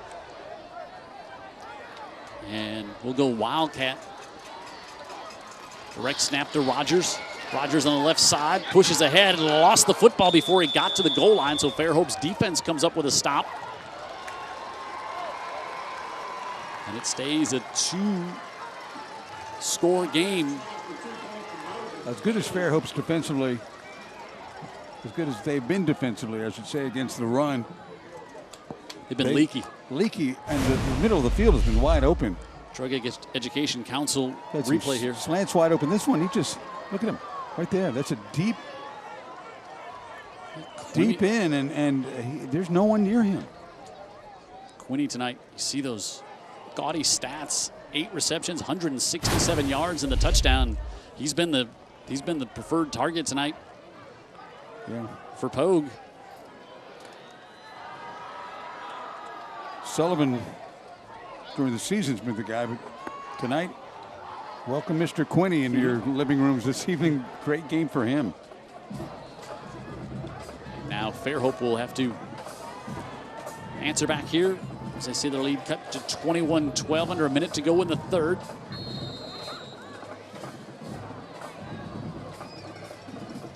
Don't think Eric Collier would have expected the offensive numbers. We know Pogue can pass it, but I don't think that's what he would have expected those numbers to look like heading into the fourth quarter right now. Well, remember how impressed we were with Pogue in week 1? Sure.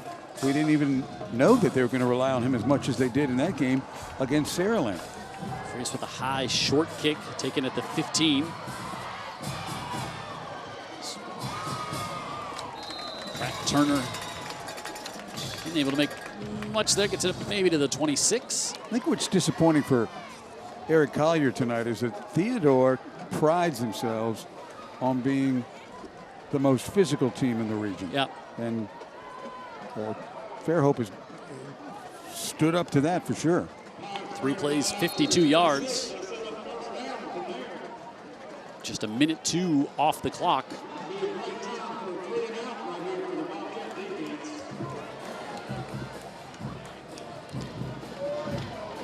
Pirates. Friel on the keep, still on his feet. Now he runs backwards, only to come ahead and going to go out of bounds at the 36. Is going to be close to a first down. You can see, just as he gets more and more comfortable, he's a ball player, man. Yeah. He probably rolled him out there when he was 4 years old, and he was the best on the street at most everything. You can, like on the, we're playing schoolyard ball. Yeah. He's going to make some plays happen, right? Yeah, he is. As our old friend Fred Riley, you say he probably completed a couple of PE passes in his in his day, right? Yes. And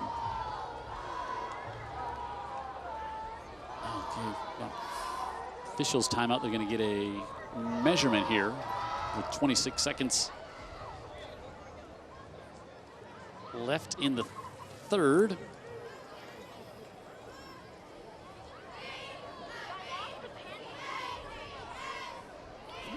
Pretty big line that Fairhope's got. 250, 235, 240, 310. Spanish Fort, as you see, Alan Duhan says just short. Spanish Fort has now scored a touchdown with the extra point to make it a 21-20 lead up at Blunt. Saraland over to Gulf Shores 27-6 as the Spartans looking to make it 6 in a row.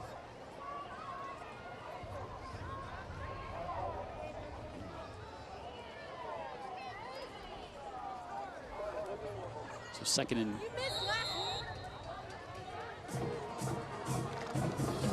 very short here. We take a shot on second and a foot, Dan Brennan. Coach Nope. Dan Brennan. No. The old OC Dan Brennan knows best. You got to be a little closer to midfield. Then you feel comfortable that your quarterback can get. There's something about that midfield stripe when you pull the trigger on that, right? So a first down, and Theodore will watch Fairhope just let the clock run out here in the third. It's a good one tonight. 7A Region 1 matchup here tonight. Both teams unbeaten in region play. Theodore unbeaten on the year. Fairhope right now with the lead, 21-12 as we head to the fourth on Friday Night Rival.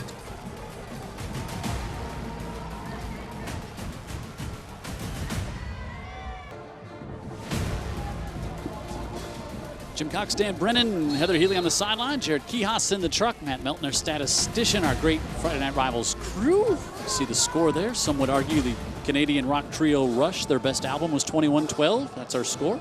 Some would argue. I'm not sure I'm in that camp. Yeah. I know I'm not. Rolling way back. Creel still on his feet trying to make something happen, and that's a huge loss, and that's what you just couldn't have happen on that first down there. And it's like a huge loss of going to be almost 10. You know, you don't expect to lose 10 yards it's gonna be more, in maybe, the veer. Yeah, maybe 12. See what's going on there. McCants the big night. And through the air, Quinney, 167 receiving yards. Rogers has just not touched the ball a whole lot, and it's been pretty even since that first quarter. Kirsten Rogers had 4 yards rushing in the third quarter. So 4. Second. And now about 21. Looks like they wanted to set up a screen. Rolling back again is Creel in trouble.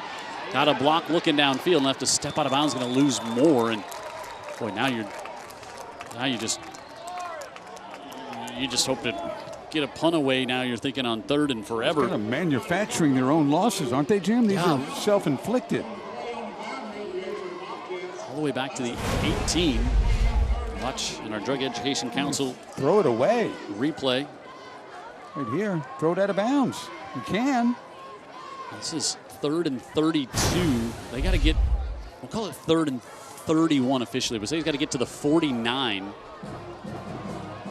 And these are not like just straight drop back passes where you get sacked, just running around. And offensive coordinator Joe Williams says, okay, let's just put an end to this. And the huge penetration by Ryan Quinney came in to make the stop there.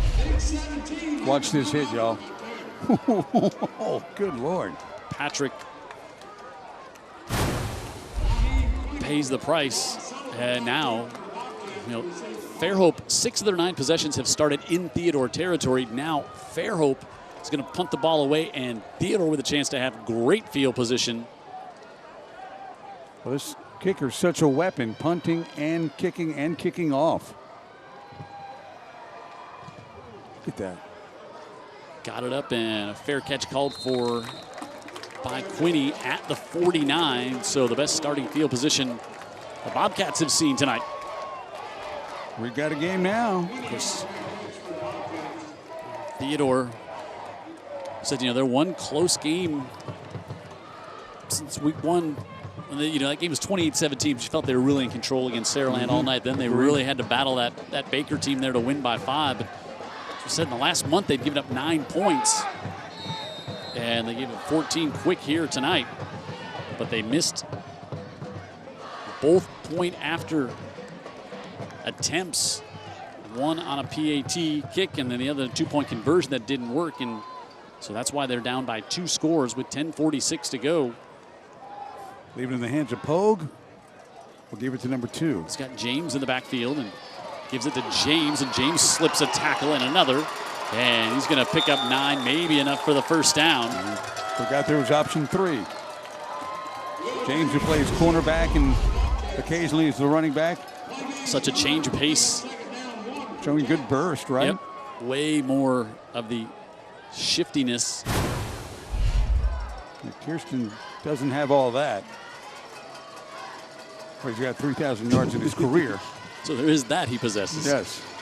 James on the right side. And James lost his footing just as he was trying to cut it upfield, and then Peyton Nero was there.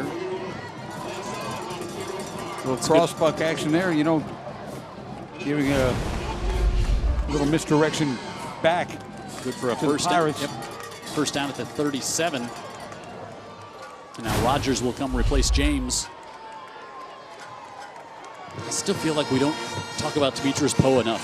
Just as we get a flag here, we got to look at that young man. I don't feel like as much as we try to talk about him, we don't. McConnell Collision Center flag on the play. Head ball, false start, offense, 5 yards, first down. Reminder, you can have your car repaired anywhere that you would like to after a collision. McConnell Collision Center is where you should go, and you can also actually take a few pictures, upload it to them. They'll give you an estimate, but it's your choice when you need a repair on your car. McConnell Collision Center. Don't throw a flag on the play. Go with McConnell Collision Center. First and 15.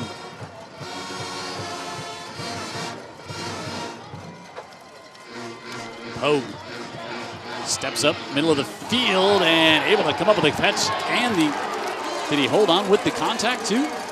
No, he did not hold on, but there was premature contact there. Over the back there? Yeah, Sullivan was there, but Blaine Myrick was coming in. Pogue almost leaves his feet when he throws the ball sometimes.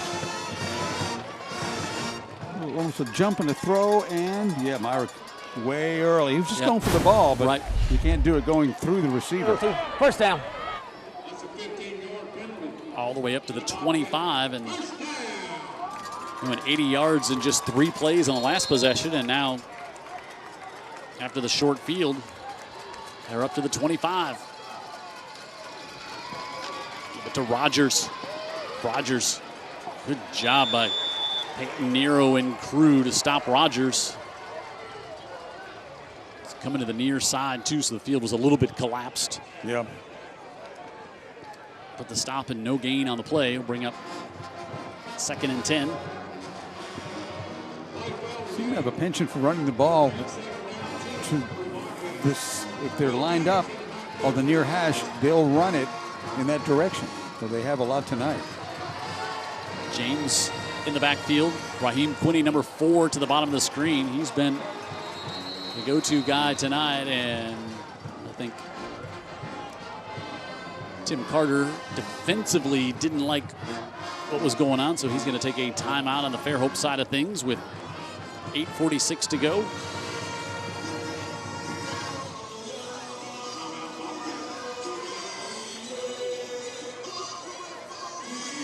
Almost dead even in time of possession now.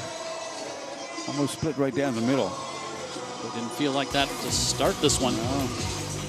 More of our friends we want to thank, including Greer's, celebrating 13 lucky years of apples for students. And also Barrow Fine Furniture. And AOC Sports. We do our pregame show there each and every week. Spanish Fort extending their lead now 27-20 over Blunt in the 4th quarter.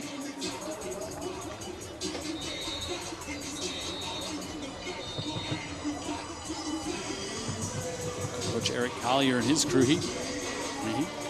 think he knew they were going to be in for a battle here tonight. Getting a player on very late. And immediately have to send someone else in. If there was an equipment, maybe an equipment helmet issue with Caden Johnson there.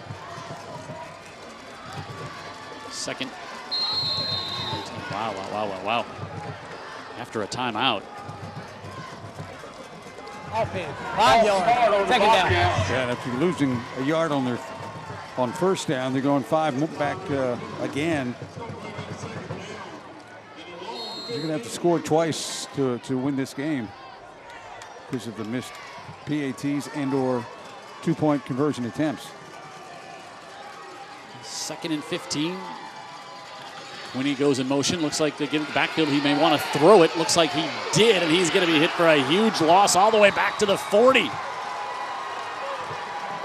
Well, just running it at Fairhope hasn't worked tonight, so they try to go unconventional and see if they can't catch him sleeping back there, back deep, and it just does not work out. Just the play just... Owen Williams back there. Penetration by Fairhope. They defended the backside very well. I mean, that just wasn't going to work on that play. All the way back to the 40, so it's 3rd and 23.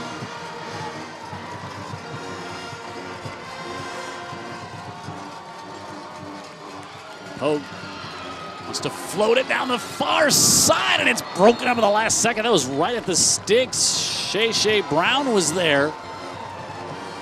Well, as they had a chance to convert that. You saw that safety flying over. You thought, boy, this could be trouble here. Of course, he went to Quinney. 40, your punt game has not been great tonight, but you got something you want to try on 4th and... That was Shay Brown all the way, breaking that up. Peyton Nero there as well, and now they send the punt team on with 7:53 left. And you know what Fairhope's thinking? Just grind it out and see how much of that clock you can make melt away. Good kick and a late fair catch called for by Myrick at about the 11.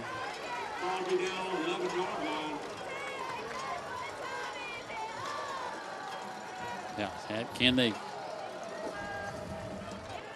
do it? Here's what we've been talking about with Fairhope. Of course, they had that tough loss against Spanish Fort, and then the big overtime win that really gave this team a lot of confidence when they beat Daphne in overtime. Then they've been rolling since then, and at home next week against Baker, a game you'll see here on Friday Night Rivals. And then back over here, go down to the Bayou to take on Alma Bryant and close it out with Murphy. Well, the problem is ball security right there with McCants. Watch early in this play. Ooh, well, I mean to tell you, that was near disaster. Yes, it was. No gain. Tough kid in the middle of that Theodore defense. Not the biggest guy, 5'7", 190, Landon Collier, but there's a reason he's out there. See, Caden Creel just no hurry at all. McCants ahead, and now 3rd down coming up, in the Bobcat defense with a chance to get a stop here and get the ball back, and they need 2 scores. Play game's about 3, so we'll bring up 3rd and 7 for the Pirates. Haven't seen a lot of shots downfield tonight from this Fairhope team. Last possession, they tried to throw it a couple of times, ended up with their kind of self-imposed sacks that resulted in 32. Yeah. 20 yards of sacks. Negative yards in any event, if not sacks. So you don't think he's got a lot of confidence in that right now. You got a 2-possession lead. Execute the run and see if you can't get it.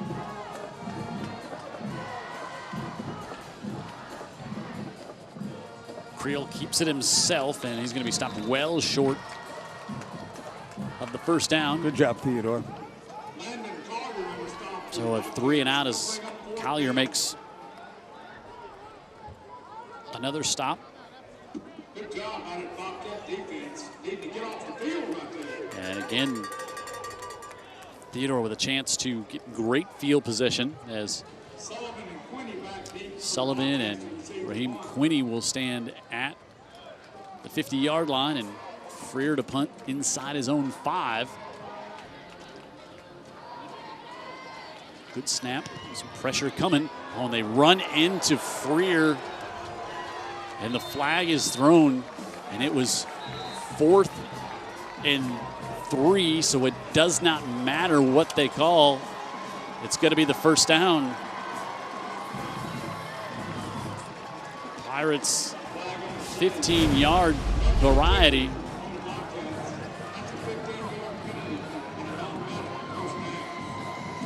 Extends the drive. If James was there, I don't think he hit him that hard. Maybe the player that was kind of deflected into the punter. And so Fairhope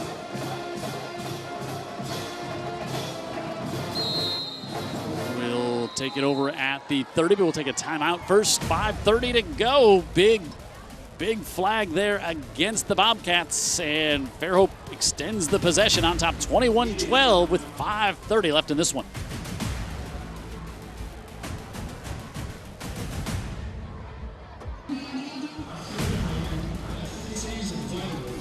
Costly penalty against the Bobcats there extends this drive for Theodore. Boy, your defense does a great 3 and out, and then you have more. Special teams have not been stellar tonight for the Bobcats. No, they've had trouble in a number of areas. They have not converted on any 3rd or 4th down opportunities the whole game long.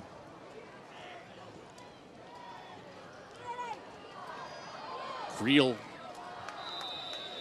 pick up maybe 1. They've defended a lot better since the first quarter. No question. Now, there's been a couple of chunk plays, but for the most part, they've defended probably 80% of the plays of the snaps have been well defensed by Theodore.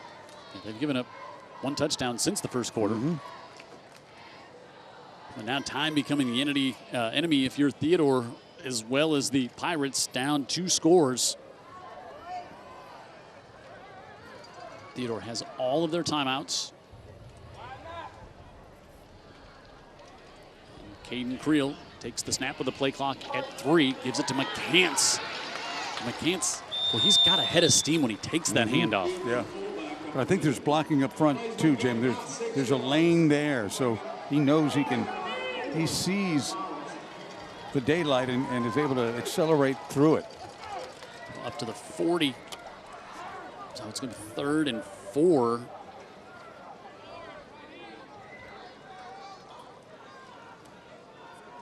Yeah, playing the play clock again. No need to snap this till there's about 4 minutes left in the game. It's a good competitor there, good player. He's been impressive. Creel.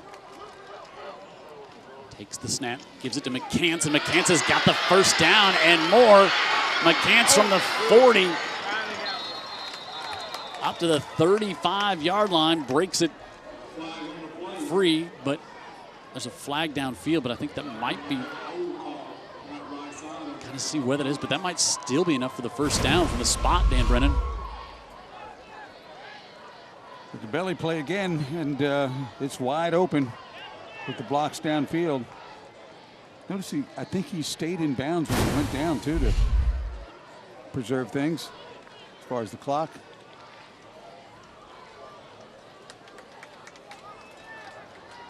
It will take away the first down by 1 yard, I think, Jim. Yeah, not still less than a yard. McConnell Collision Center flag on the play, so it's going to be 3rd and about a foot. 1, okay. We've seen a measure. It's not been nearly this close tonight, but so if you're now they're going to take another measure there. But if you're Theodore, you're also thinking, okay, so now it's more time continuing to roll off the clock here. Yeah, might have been better if they just got that first down as opposed to getting it on this play and extending another 30 seconds or so. Or just short. No, just got it. Wow. Okay. I think that might work out better for Theodore. Yeah, does that make sense? Yeah, well, I mean, you're going to have 2 downs to try to convert it at that point, and now Theodore, you're going to have to start thinking about using timeouts. Well, you've got all your timeouts left. That's the good. That's the good news. The bad news is the circumstances in which, with which you're going to have to use them. So as Dan alluded to, as much time as Caden Creel uses, he's going to be close to 3:30 when they snap this one. 1st and 10. Bird again comes in motion. This time they'll go to Glenn Patrick, and he's going to be tripped up, but he's going to have another 1st down, and he was an ankle tackle away from taking that one in for a touchdown. You watch this, he breaks the initial containment. Well, I'll be honest, there's not much initial containment. Jim, again, it's great blocking up front. The holes are there. Great blocking in this Vera offense, and they're giving these running backs a lot of lanes to get a lot of yards. See the night Patrick's having, but he and McCants have really been quite the 1-2 combination in the backfield. But again, you know, Jim, you can talk about those names for sure.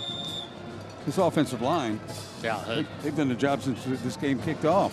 They set the tone to this game. Theodore uses their first timeout, and you're Fairhope, you're just thinking, boy, love an opportunity with a 4-minute drill, just run out the game clock and get the buses ready and don't fumble the ball. Yeah, and what we saw, how close was that earlier on this drive? Remember, this drive was extended because of a roughing the kicker penalty on a punt. Otherwise, Theodore was going to have the ball out around midfield. And that near fumble you talked about, Theodore would have the ball close to the 20. Yep. Well, this would be a huge win for the Pirates here tonight.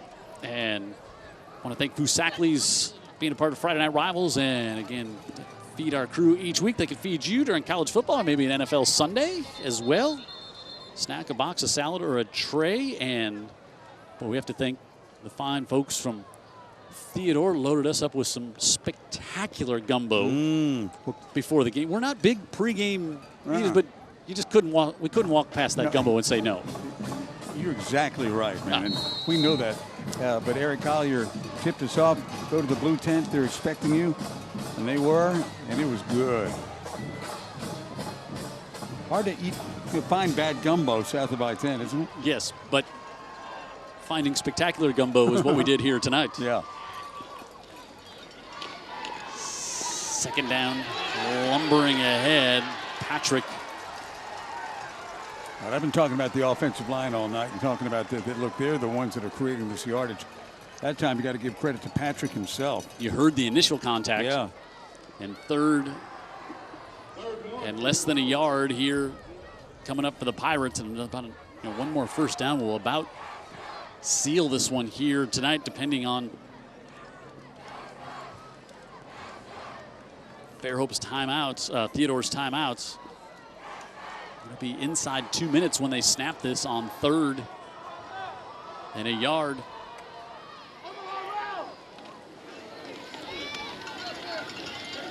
And falling ahead, and going to be good for another Fairhope 1st down. Patrick with those grinding yards in there.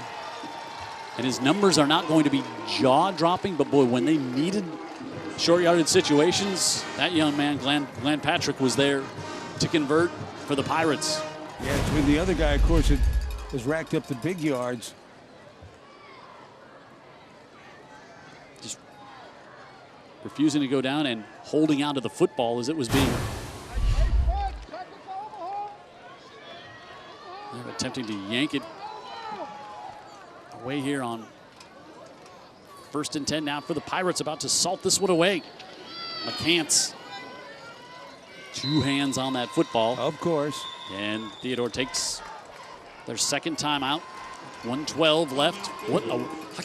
This would be a huge win for this Pirate program. No doubt. And it's really well, it makes next week's game that much bigger. We're going to be at Fairhope. They're going to take on Baker. Their only loss on the year is against this Theodore team. Yeah, so Fairhope would have a chance to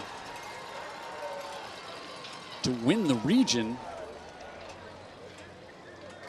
with a win next week. Yeah. And Baker would not. I was trying to.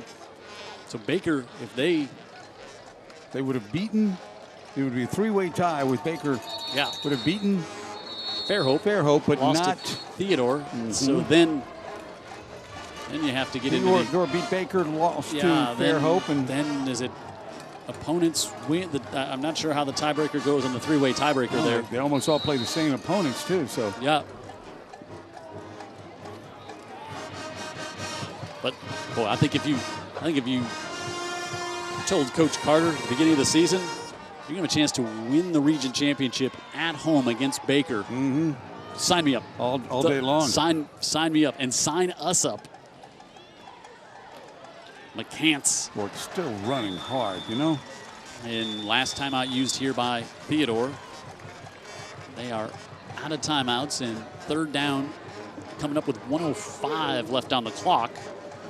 And you know, if you're thinking if you're Fairhope, even if you don't get it here, you run another play. You don't risk trying to kick a field goal or anything like that.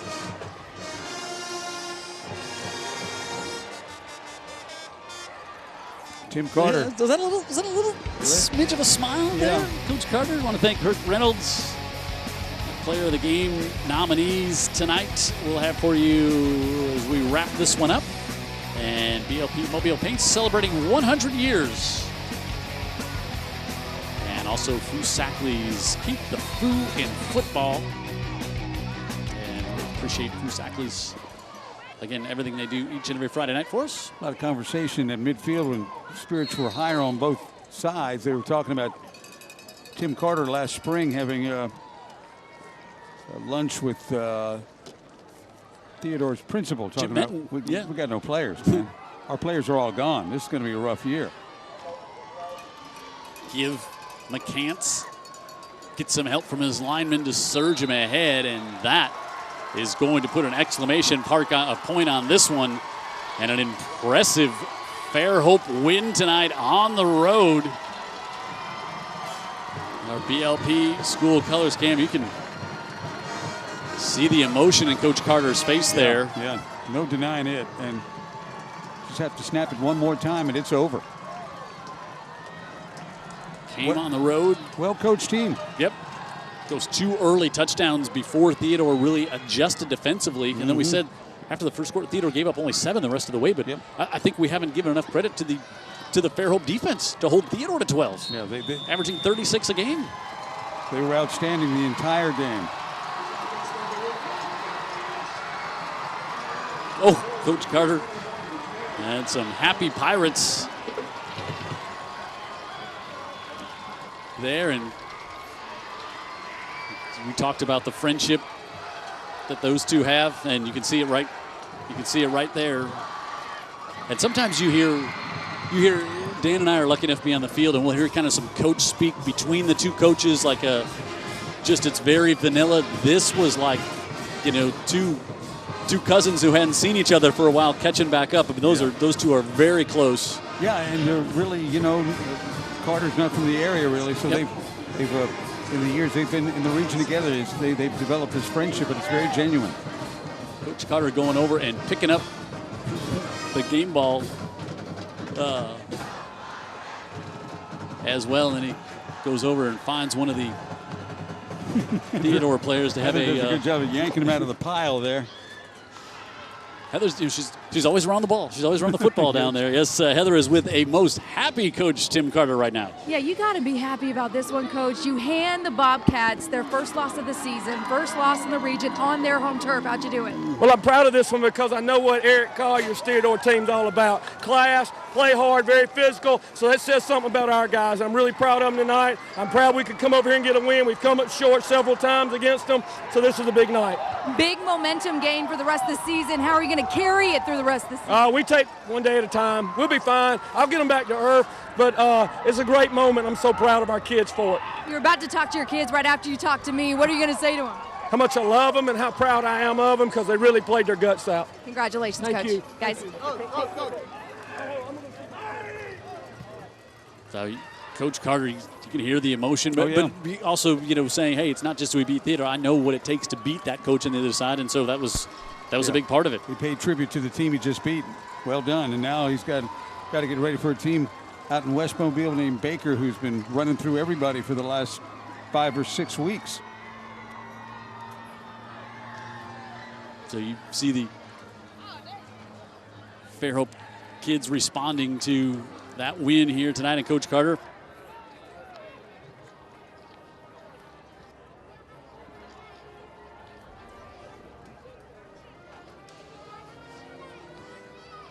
So the win here tonight for the Fairhope Pirates. Now they again, and you got to beat. If you beat Baker, then you still got to beat Murphy down the stretch. But you have a chance. They've come over here and they've done what they've needed to do to get the win here. And Theodore suffers their first loss of the season, and I think there's some very surprised folks on this sideline at the outcome of tonight's game. Yeah, they were really surprised when the game started, because that, in a way, was the game. This Fairhope team been able to get off to such a quick start, and basically Theodore was never able to really recover because they never really got it going offensively. Offensively, yes, in the past game some, but their bread and butter is the run. And that never really materialized today, and Fairhope just took it away. And they came over here, held them to 12 points. As we said, this has been a team that's scored so many points all season long, averaging 36 a game. But they get held to just 12 here tonight at home with the win. And so now 6-1, 5-0 in the region for Fairhope. They're going to move up as they were ranked number 7 in the state. Theodore falls to 6-1, 5-1 in the region. Next week they've got LaFleur, and then you've got the game we're going to have here on UTV 44. Baker, who again these two coaches told us before the game that this is really a good Baker team. Theodore beat him 36-31, and the film that Coach Carter had seen on them, saying, "Boy, they're really good," and so we can't wait to see them. We haven't seen Baker yet this year, so no, but we got the feeling, boy, they're playing well enough to get on that flex schedule. Yeah, and ranked number 10 in the state. Here they come, and I think what they've really done is they've been very explosive offensively as well. And that will do it here tonight from Theodore. As Fairhope comes on the road, they get the win 21-12, and they sit alone atop the 7A Region 1 standings, and we'll see them next week as they host Baker. For Jared Kihas in the truck, Heather Healy on the sidelines, Matt Melton, our statistician, and Dan Brennan, I'm Jim Cox saying good night from Theodore, where the Pirates get the win here tonight, and they get another date on Friday Night Rivals next week across the bay.